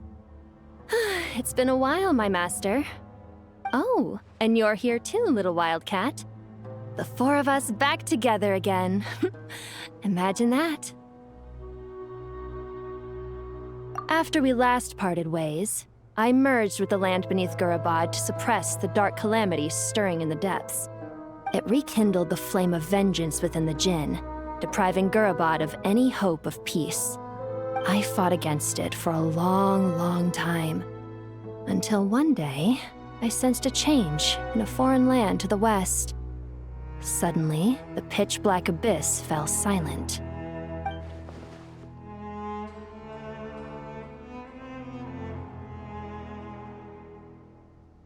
Once satisfied that that dark power could no longer bewitch the Jinn, I too fell into a deep slumber, from which I have only now awoken. Why have you returned to Gurabad, my master? And why is my sand-swept homeland in disarray once more? Well, basically, Sumeru's in danger and a lot of our friends are affected. Some bad guys messed around with Irminsul and now they've released the Jinn in here. We managed to chase off the culprits, but we have no idea how to seal this place back up and stop the sandstorms. Child's play. I shall quell the Jinn and scatter the storms. Thank you, Lilupar. No need to thank me, my master. I have granted many wishes in my time, and this was the most trivial of them all.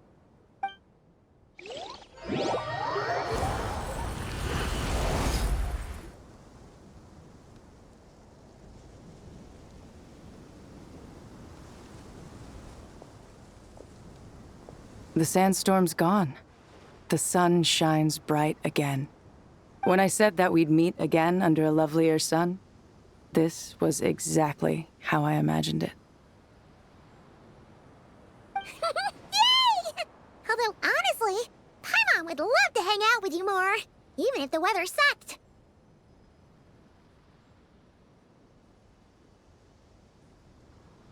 Well, there shouldn't be any more Jinn breaking out, right? Are we okay to head back?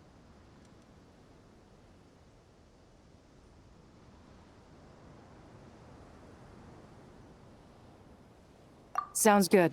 You can introduce us to your other friends. Another adventure begins. Lovely.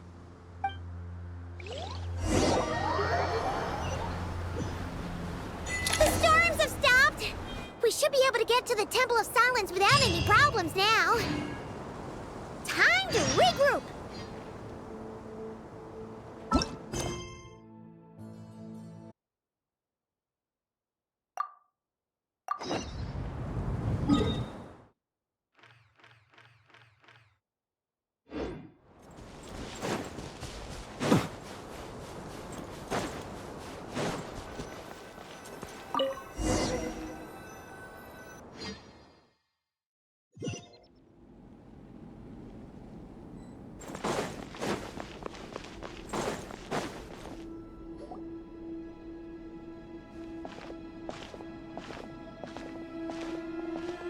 So, this is the Temple of Silence. I've heard the Nagarjanites mention it in passing, but I never imagined it would be this big. It's colossal. I thought the temple moved to the rainforest ages ago. When did they scamper back into the desert? I don't know. This plan sounds a little too risky for my liking. Even in King Deshret's day, this was experimental technology. We have no idea what could happen if we activate it. Well, unless you know of another viable alternative for the Akasha terminal, I'm afraid this is our only option. The plan is sound, and the risks are manageable. However, if we are to proceed, we must act quickly. The scale of this project is enormous. Even with Kave, Faruzan, and every other scholar of mechanics working on it full-time, the proposed modifications won't happen overnight.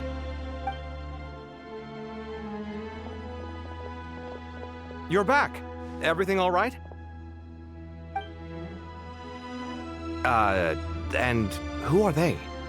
Friends of yours? Pretty much everyone in the Temple of Silence is. This guy's Kave, and the one next to him is Alhaitham. Hello, I'm Jet, and this is Lilupar. Ah, a famous name from the history books. Pleased to meet you. A friend of a friend is a friend of mine, as they say. Who's they? Huh? Do people not say that? Not in the desert. Friends you can trust, but friends of friends? Gotta keep an eye on them. Still, I do trust the Traveler's judgment. I'm sure you're good people. The sandstorms have calmed down. I take it the Gurabad problem is resolved? What did you find?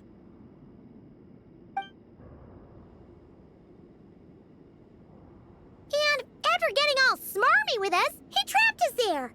Luckily, Jet used the mechanism outside to free us, and then we got Lilupar to put a stop to the chaos. Wow. Thanks for being there to help them.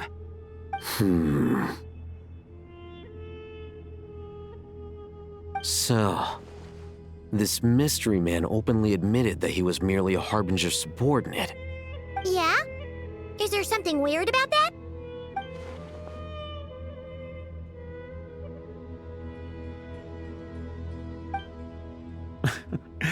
I assume you aren't naive enough to expect answers from an enemy. Well deduced. Our commander, Dottore, died in Nodcry.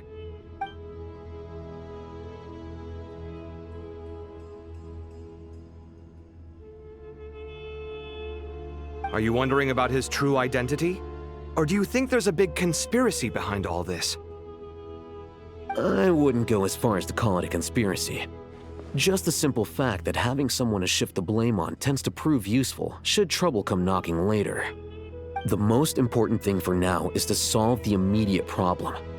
Perhaps that man knew you wouldn't have the resources to investigate his background and so didn't put much effort into disguising himself. This is all getting a little cryptic for me. I'll let you guys talk while I take a walk with Lilupar. Jet? Aren't you with the Blazing Beasts? What a coincidence. Didn't expect to run into you here. We're mercs. You can run into us anywhere. Who's this with you? So, did you find the solution you were looking for in the Temple of Silence? You bet we did. This place is incredible. It has everything. So far, we've discussed a plan and verified its feasibility. Building a new system from scratch is out of the question. So our only option is to modify the Akasha. According to certain sources in the Temple of Silence, there is a core device in King Deshret's mausoleum known as Aru. Little is known about this device in academic circles, which suggests it was hidden quite effectively. If these sources prove correct, the energy contained within Aru may be sufficient to power our Akasha renovation plan. However, this raises difficult questions regarding technological integration. The sages are still debating it. Yeah, but I'm sure they'll reach a compromise once they've argued it out. The people of the rainforest are always cautious when it comes to desert technology. But times of crisis like this leave us with little choice. Wait, Paimon has a question. Is this the same Aru we've heard of before? It's sealed off, right?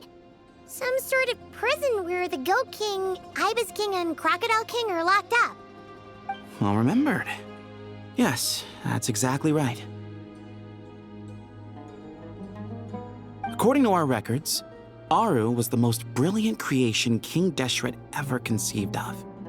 Built by divine and mortal artisans working together. It was a miraculous accomplishment, and it lies hidden deep within the king's mausoleum to this day. That being said, what Aru actually does and why it was built, those are deep secrets we are not privy to. Until recently, I wouldn't have been optimistic that the place even exists. The only reason I'm inclined to believe it now is because we heard it from the Ibis King Thoth himself at his temple. The tale of how the 3 retainers of Al-Akhmar were imprisoned in Aru. Paimon totally gets that. When Paimon first heard about it, she thought it sounded pretty unbelievable too. Do you guys still remember that? The Ibis King told us they were trapped in Aru and that they had to answer 3 questions to get out. I think I remember. What causes our rise and fall? What obliterates love and hate? And what determines truth and falsehood? Those were the 3 questions, right? Yeah. If only Nefer were here. She's dealt with the Ibis King before, so she might know more. Oh, Nefer is a friend we met in Notcry. Notcry? Funny. She showed up here earlier. Huh? Yeah. Had another lady with her, too. Both said they knew you. They contacted the sages, claiming they might be able to offer some assistance. Really? They came here to help out? Yes, really. It was just before you got back. One of them said she's made Nodcry her home. If she's the person you were talking about, then... Looks like betting on Aru was the right choice. See? They're right over there. Nicole! Nefer! Why, hello! We're here to help.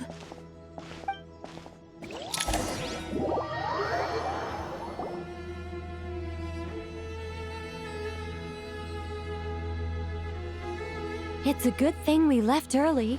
We almost got locked out. Locked out? What do you mean? Oh, you haven't heard? An invisible barrier has appeared around Sumeru's borders, cutting off all travel in and out. No one can leave and no one can enter. Sumeru has become a lonely island. Are the Fatui behind this too? Actually, no. This has nothing to do with them. I suspect it's a defense mechanism within Irminsul itself. Irminsul is the source of Tevat's ley lines, after all, and Sumeru is the nation closest to it. I imagine this function was put in place to seal the entire region off in the event of serious damage, preventing the disaster from spreading to the rest of Tevat. It may have been implemented long ago. But doesn't that mean that the people here won't be able to escape to other nations if the anomaly keeps spreading?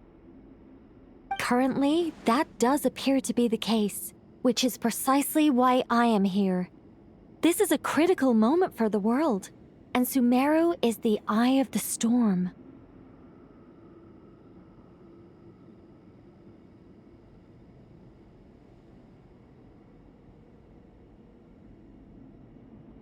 Paimon's surprised you managed to convince her to come back to Sumeru. Indeed. Even for someone of my wisdom and eloquence, this tested my skills to the limit. And why should it concern me that Sumeru's in trouble? Surely you don't think I still have feelings for that place? Judging by your tone, I suppose you don't. Sounds like you don't know much about my past. And here I thought you knew everything. All I know is that the Ibis King is the source of your power. He was quite a prominent moon envoy once upon a time, so I do know a thing or two about him. As for your past, I have ways to learn the full story if I wish to. But everyone has secrets they'd rather keep to themselves, wouldn't you say? I'm glad you see it that way, Miss Nicole. I've chosen to call Nodcry home, which is why I did my part in its hour of need. That doesn't mean world savings become a habit with me. I have no particular desire to play hero in Sumeru, thank you. I understand. Human emotions do not appear and disappear without cause. There is always a reason to be found behind both salvation and destruction. Still, if time has taught me anything, it's that human emotions are often complex and in conflict. That's why people change their minds about things all the time. But that's where we angels come in. Our duty ultimately is to guide people towards their deepest, truest desires and help bring them to fruition. So I wish to hear about your past, because I do not believe you are motivated by hatred alone. And if we still arrive at different conclusions in the end, that's okay.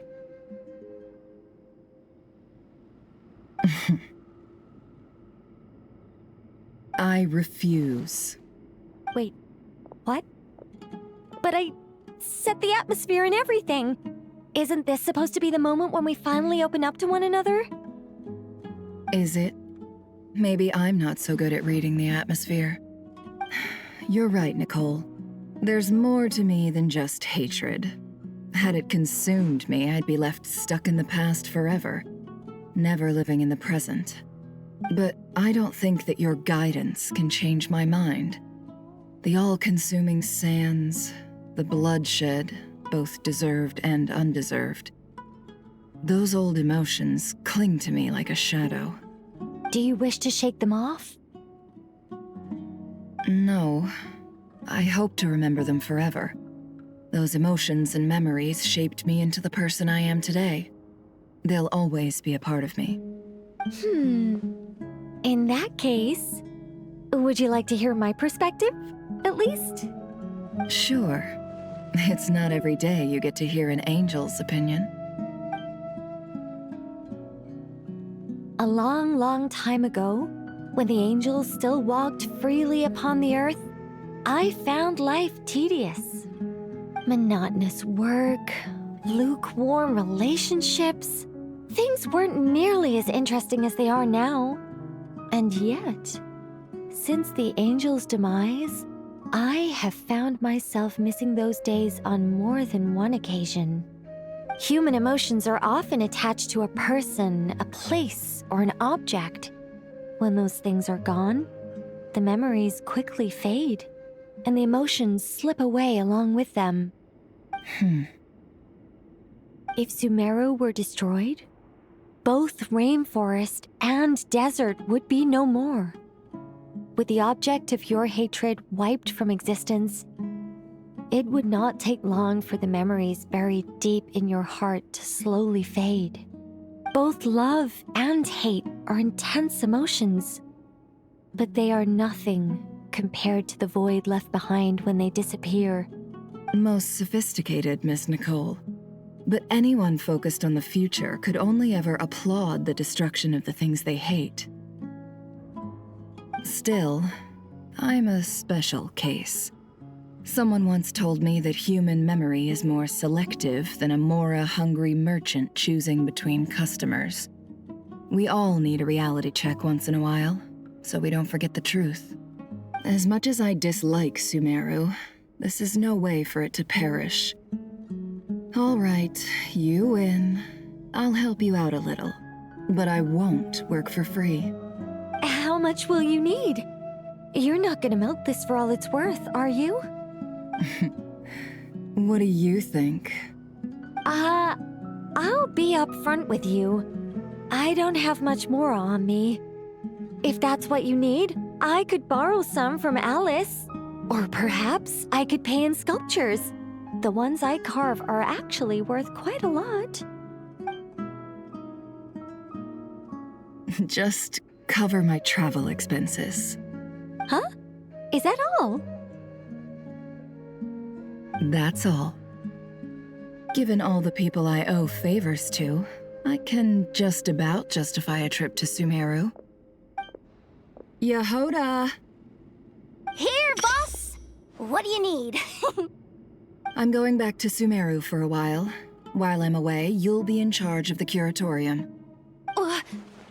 Me? I'm in charge? Whoa!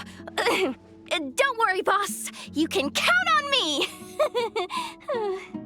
And that was how the ingenious Angel Nicole brought you the perfect person for the job in your hour of need. Hip hip hooray! That was far more detailed than necessary. Not lacking in embellishment either. I never thought I'd return. Especially not the desert. But life doesn't always go as planned, I suppose. What's Candace up to? I don't think I've seen her yet. She's still taking care of things in our village. Should be joining us before too long.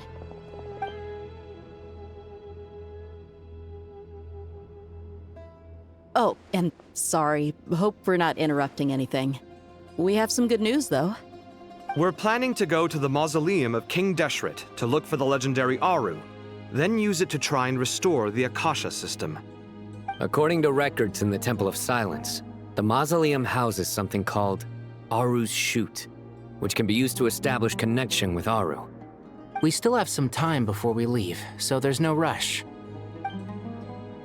By the way, who are these two new faces? Just call me Nefer. I'm based in Nodcry. Did I hear you mention Aru? Correct. Well, I happen to have a connection with one of the 3 retainers imprisoned inside, the Ibis King. I'm here to get things done, so if you don't mind, I think I should come with you. That sounds perfect. Miss Nefer, are you from the desert by any chance? Why do you ask? I don't know. There's a familiar air about you. Plus, you mentioned Candace. Sorry, I don't mean to pry. It was just a random thought. I'm Dia, an eremite mercenary. My work usually keeps me out in the desert. I'm on good terms with Dory, and she's mentioned you all before. It's nice to finally put faces to the names.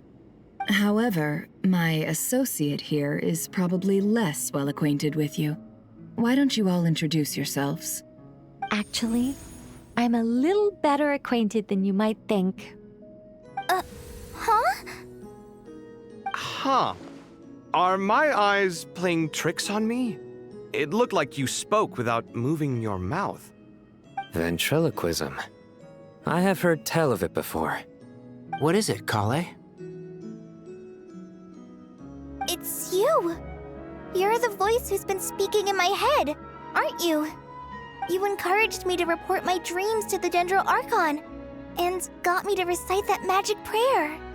Mm-hmm. I have many titles, but let's go with the most pertinent one. I am Nicole Rain, an angel who has lived since ancient times. An angel? Sounds like a big deal, but, what exactly is an angel? Oh, Well, we're a rather long-living race of beings. Not gods, technically, but we can still tell you a lot of stories from ancient history. Yep, and she's also an amazing sculptor. You could say she's a real creative type. Well, ma'am, if both the Traveler and Paimon give you rave reviews, you must be pretty impressive. Oh, please don't call me ma'am. I find it so awkward when people get too formal with me. Just relax and be yourselves. No need to be nervous. Miss Nicole, if it's okay, could I ask you a few questions? Yes, you may. I can see your heart is filled with confusion, and you are desperate for answers. I also know which questions you want to ask me. Why did you dream of Sumeru City in disarray? Why did those verses soothe the Jinn only when recited by you? I can guide you to the truth. but it involves a personal secret of yours. I'd prefer to speak with you alone, if possible.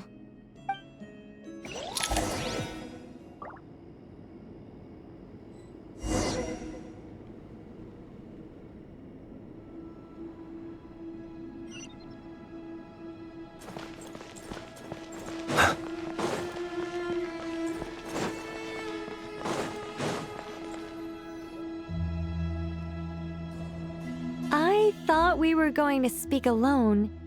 This is a lot more people than I was expecting. What's wrong with it? Even the doctors at Dar al-Shifa allow patients to be accompanied by family members. Well, if Kale doesn't mind her secret being revealed, I have no problem with it. Thanks for being so considerate, Miss Nicole. I don't know what secret you mean, but whatever it is, there's no need for me to hide it from my closest friends. Closest friends? It's so nice to hear that.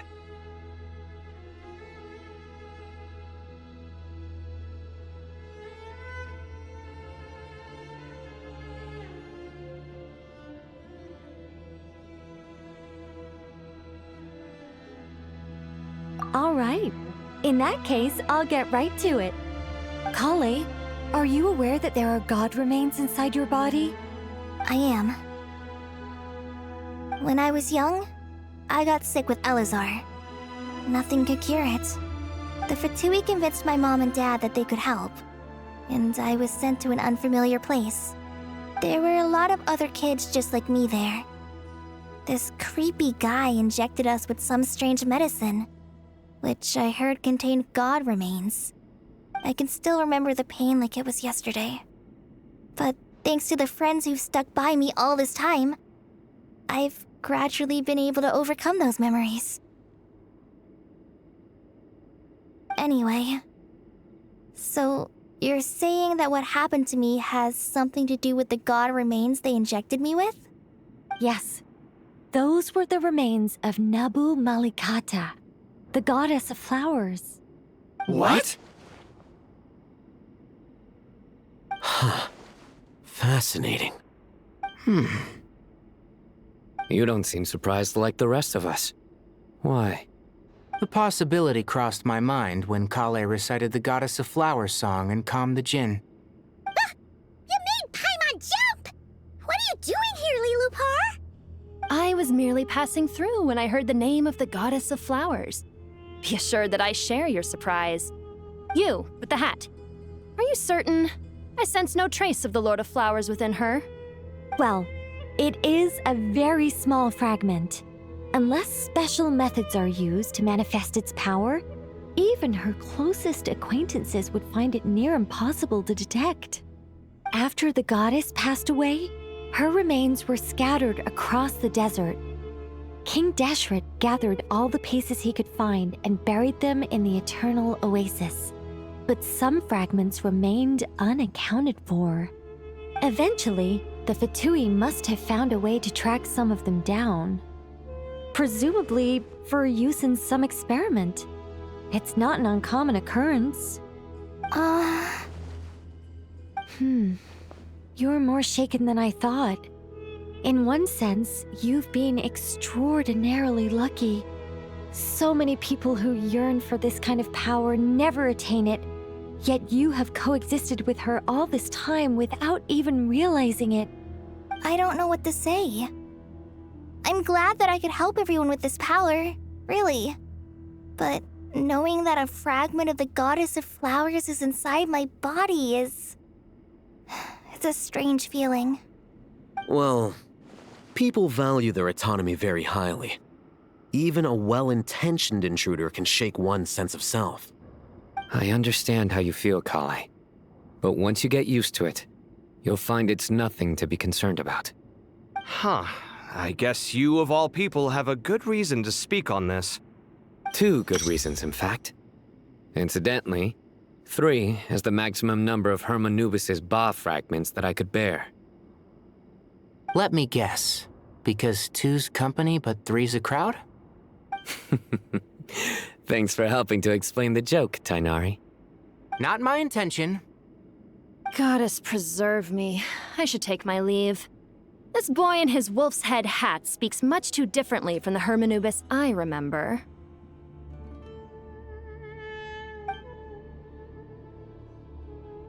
Kale, all I'm trying to say is, no matter how many Hermanubis fragments there are within me, you wouldn't think of me as Hermanubis. In the same way, you are simply you. Yeah, I know what you mean. So about that dream I had, was it a warning from the Goddess of Flowers? Yes. Just like me, she was an angel created by the primordial humans, born with the instinct to guide living beings.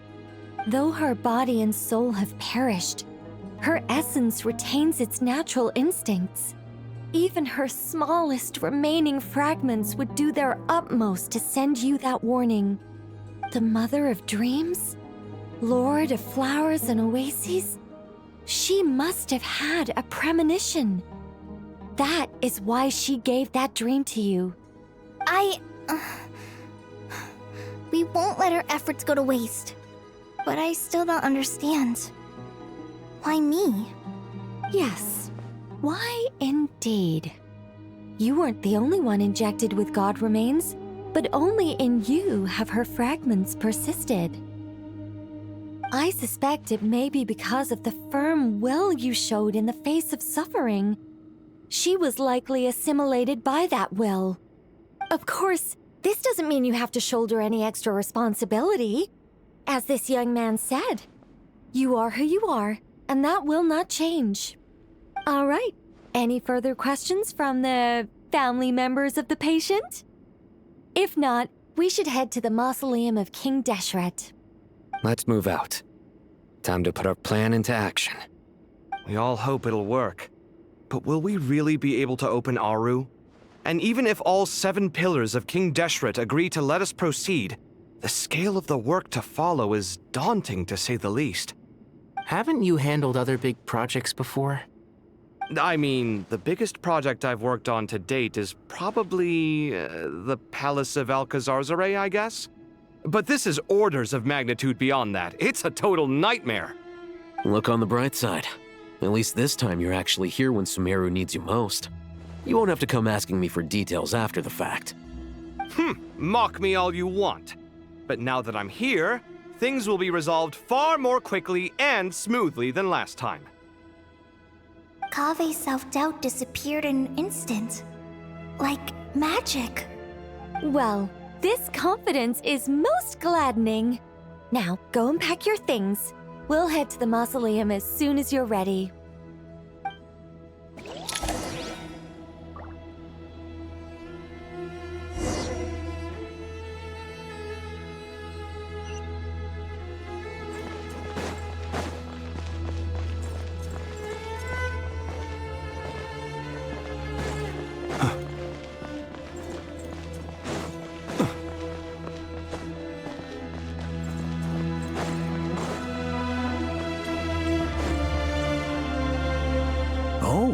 Miss Nicole, I heard you're a very talented sculptor. Is that true? Oh, I don't know. I wouldn't want to blow my own trumpet. Honestly, even though Kasharawar is best known for its focus on mechanics, plenty of Kasharawar scholars are quite serious about sculpting as a hobby. So if they rate your work, that's enough for us. We just have to take a look. Who's we? Myself and a few other scholars. Kashif, Daneshvar, come take a look. Oh, well, if you insist, I suppose there's no harm in showing you.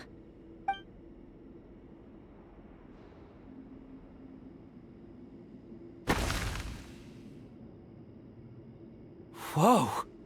Where did that come from? Look at the level of detail. It's so lifelike. The squirrel descends from the heavens like a champion, and the earth trembles beneath its feet. What do you think? Striking, isn't it? Kave? Kave, come here for a sec. Oh, and Madame Farazan, didn't you used to study in our darshan? Come take a look. All right, but hang on a moment. I have to finish reviewing this proposal first. You called? What is it, youngster? This squirrel statue. Isn't it cute? Oh, a squirrel. I wouldn't say cute per se. The realism is what stands out to me. Were you trying to carve a statue of a hero, young lady? Oh, a hero? I suppose so. Actually, I didn't really have a specific theme in mind. I just started working on it, and this is how it turned out. I see. Well, do you tend to read novels about heroes in your spare time? As a matter of fact, I do quite enjoy those. Everyone loves a good tale of daring do, right?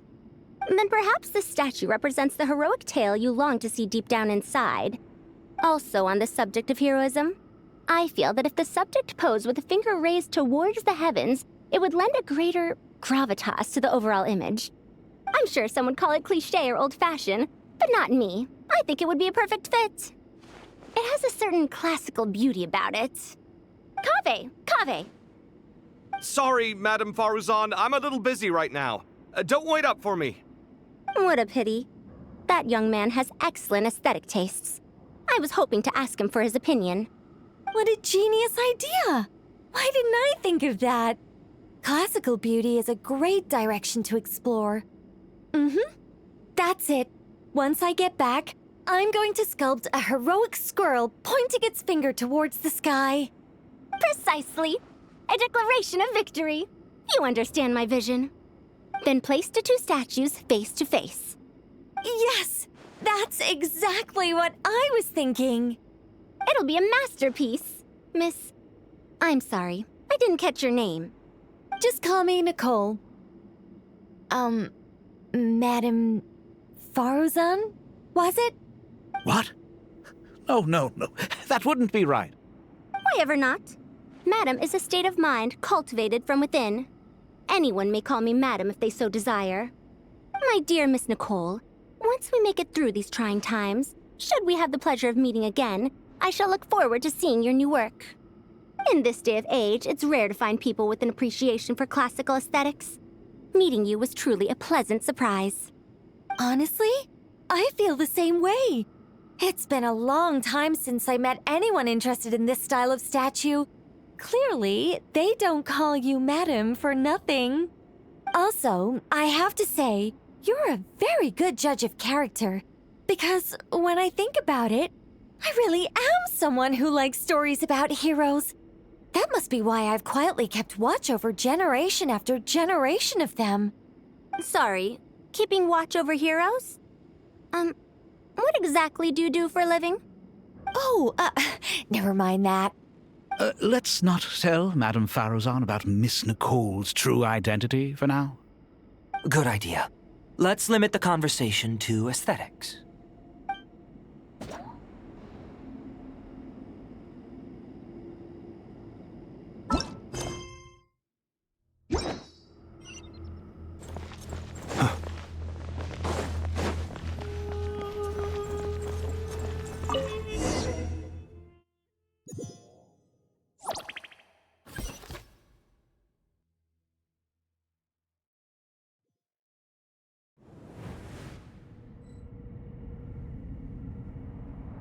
I hope everyone's ready. We'll be arriving at our destination very shortly.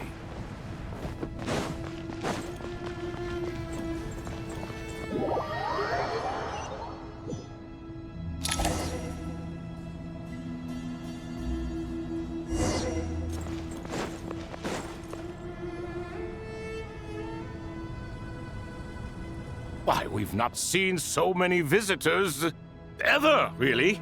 What is this place now, a tourist attraction? Closer inspection reveals many familiar faces. To what do we dusty old fellows owe the honor? Surely you're not just here to chat. You surmise correctly. We are here to carry out a rather enormous project. Ho, enormous, you say? How large, then?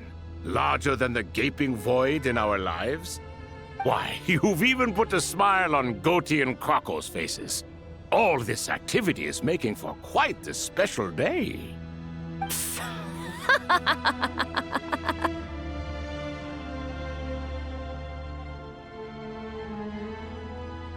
I know that laugh. Lilupar? What on earth are you doing here? Oh, this is hilarious. Turns out good things really do come to those who wait, as long as you stay alive long enough. When did you three get locked up in here? And still you act all high and mighty, putting on a show for the younglings. Truly hysterical. Why you? Yes, I know. No need to shout. You're right, Lilupar. Goatee, Croco, and I all have the same problem. But didn't King Deshret seal you away? How did you break free, and how did you get in here? Who knows?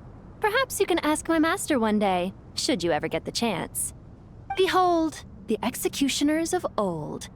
Some have turned into fragments residing in human bodies, and others are imprisoned eternally, leaving not a single shard behind. It's almost tragic, watching lowly prisoners like you act all self-important. Curiosity gnaws at you, doesn't it? Your interest in the outside world threatens to burst you at the seams. Turf.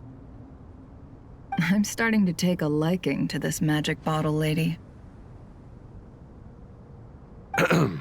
Time is of the essence. Let's get down to business. We come to you, O three ancient lords, to request your assistance on behalf of the Academia.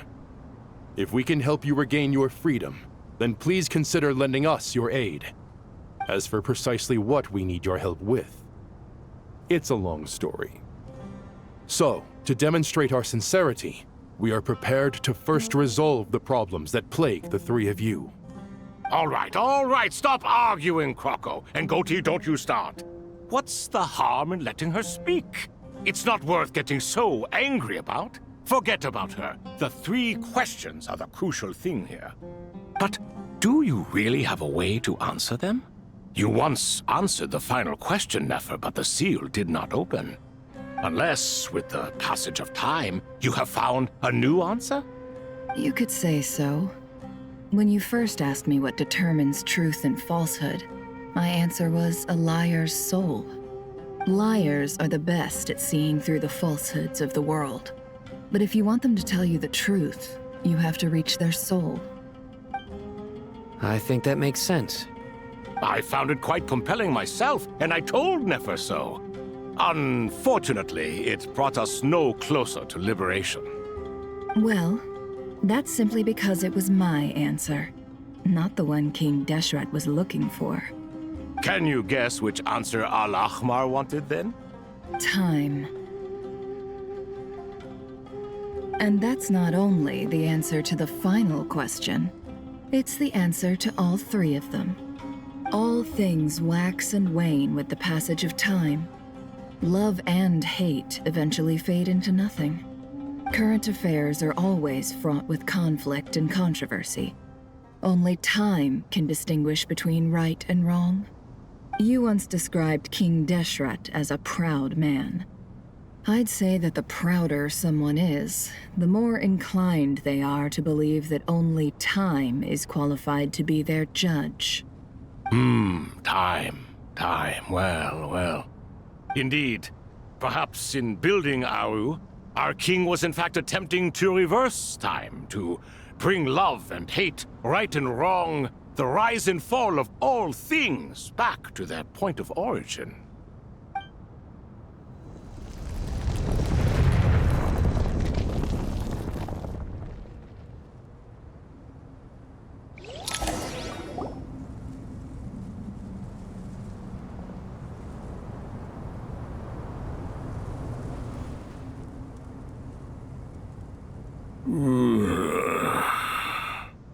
This is the most eventful day I have experienced in a long time.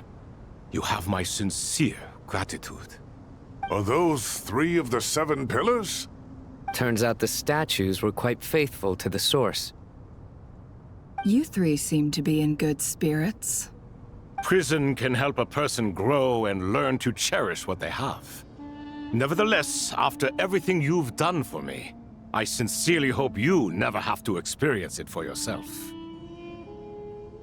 Hello, Nefer. It's good to see you, Thoth the Ibis King. Nice. Definitely puts my mind at ease, seeing you two getting along so well. Should we maybe introduce ourselves, or... Sure. I'm Sethos, the current leader of the Temple of Silence. This is General Mahamatra Sino, and this is the former Spantamat sage, Cyrus. But I'm guessing none of that means a whole lot to you. Everything is equally new to us, in truth. We've been gone from this mortal world for longer than you can imagine. Let's hold off on the introductions for now. We can always ask Nefer about you later. It'll give me something to talk about with my chosen disciple. You're like a helpless parent. Gods and people of yore are not necessarily welcome in today's world. Self-awareness is one of my finest qualities. I thought I ought to share its fruits with you two. Is that so? Well, I think we'll take it in stride, just as we did with the 3 questions. Let's not forget, it was my persistence that won you both your freedom. Fair point. I have to applaud your persistence. And I must praise you for your wisdom. Now, state your wishes, young ones. I'm sorry?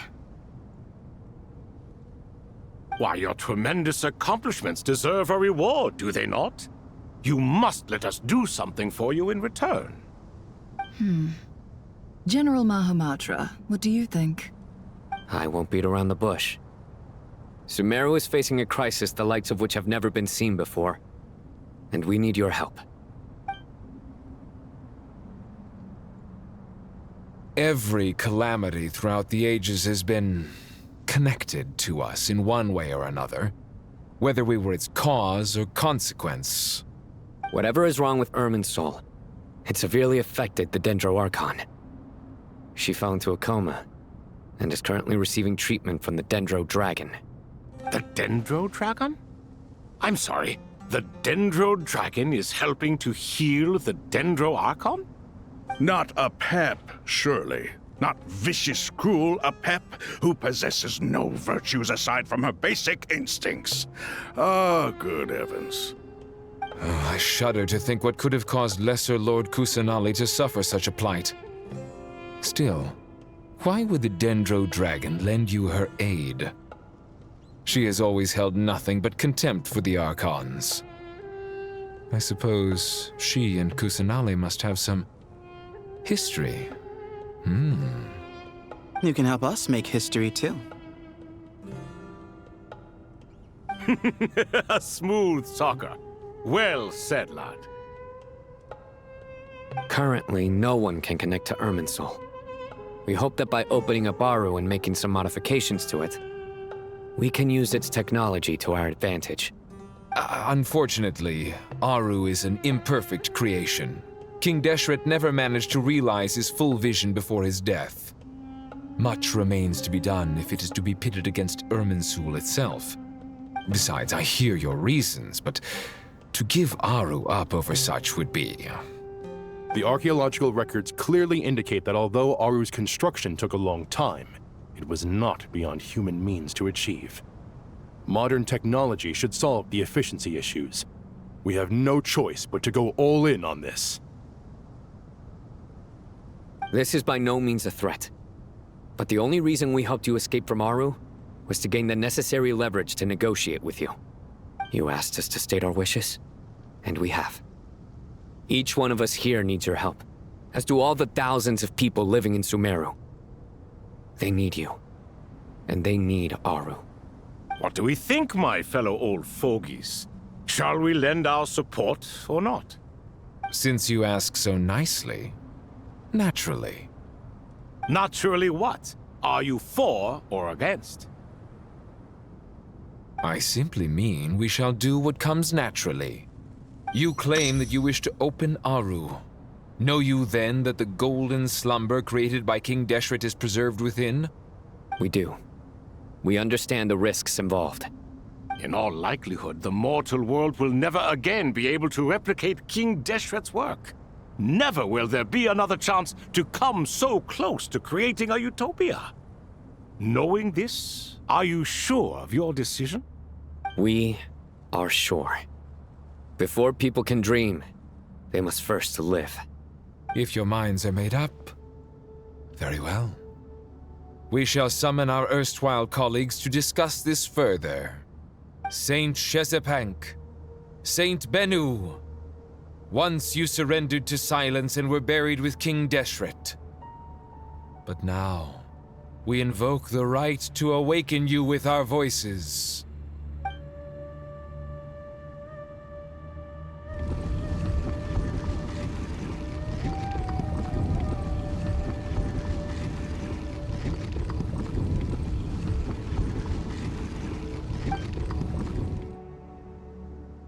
Saint Bennu, responding to your call. 3 kings detected. Initiating autonomous will. Saint Shezbank, responding to your call. 3 kings detected. Initiating autonomous will. Ah, Lord Herreshoff. What a long time it has been. I trust you are keeping well.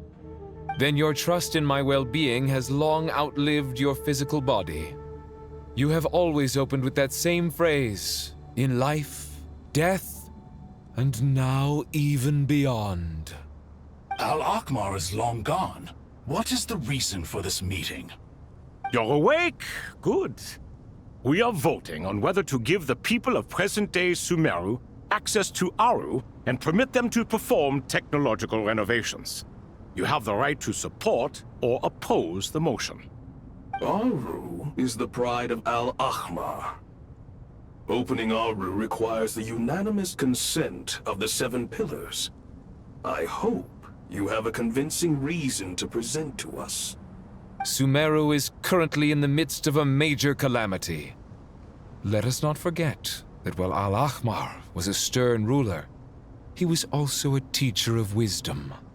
A god without his people shall cease to exist, and King Deshret's greatest wish was to provide protection for his people.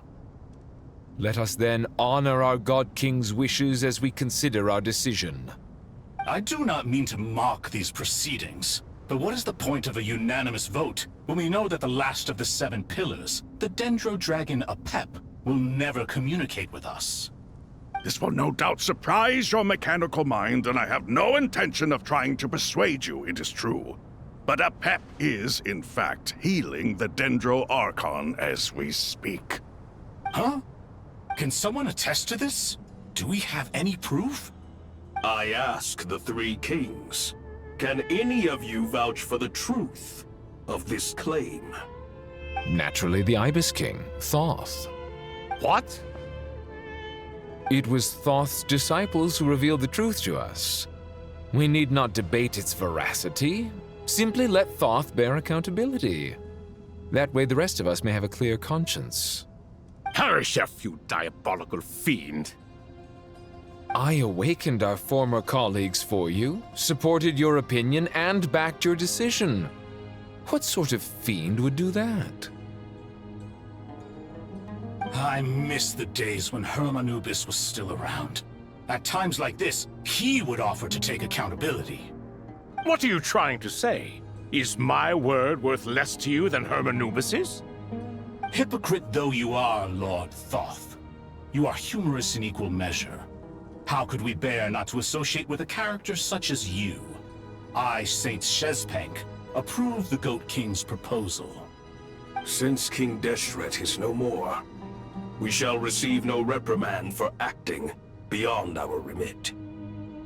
Nevertheless, I sincerely hope that those before us understand the significance of what they intend to do. Remember, the moment that Aru is liberated, the myriad souls residing within the Golden Slumber will return to the ley lines. And once the ley lines flow again, these souls shall in turn be received by Irminsul. To take this step is to bring the perfect afterlife created by our king to a permanent end. We understand that well, and we have decided to proceed regardless. Furthermore, the contemporary human perspective would contend that confining souls in this way is no act of benevolence. The deceased have a right to rest in peace. King Deshret's creation is clearly a place of rest and peace. It is just that many do not see it this way. But no matter.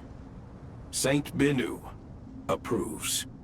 Hermanubis' representative and the Dendro Dragon Apep made their choice ahead of time, while the Goat King, Ibis King, and Crocodile King have also granted permission to liberate Aru.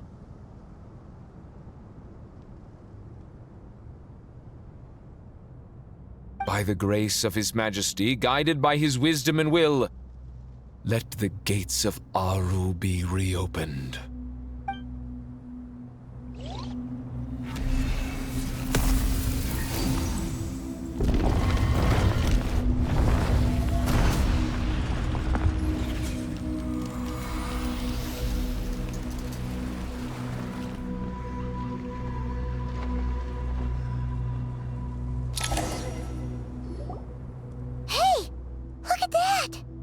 What's this? Are we under attack? No. Wait, it's...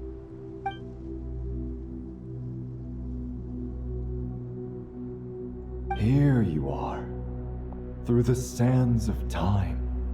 I see you. Father. Father, is it really you? It's Jet's father, Jibriel! That's right! He entered the Golden Slumber, didn't he? I smell blood and sand on you. You've grown, strong as a wild beast, and without shedding a tear. You have to leave, don't you? Please, just answer me this. What should I do for you? This meeting is a blessing from the gods. My soul, once imprisoned along with that of Semail, is finally free. I am truly grateful for the chance to see you again. That the dead should meet the living is itself a miracle. One brief, precious moment is enough. Enough to set my heart at ease. Do not weep for me, Jet. I know you will accomplish many great things in your life. You will go further and climb higher than I ever did. All I ask is that you take good care of yourself.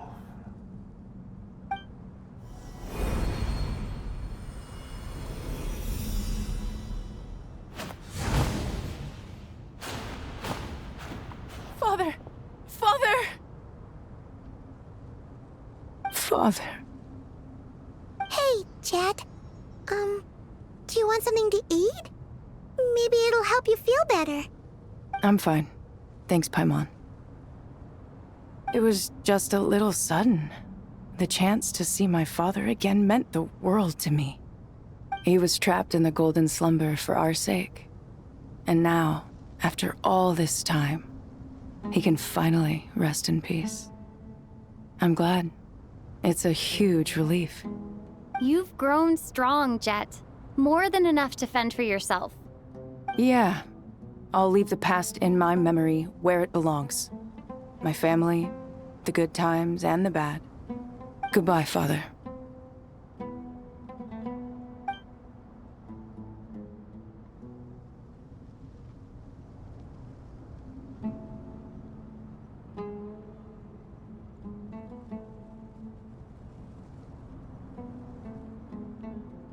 Ah, me, what a touching reunion that was. It seems we did a good deed today. We three retainers, once imprisoned for our iniquity, are surely the least qualified to judge whether this deed is good or bad. Either way, Aru is open. Now you have your opportunity, and with it, whatever trouble may ensue.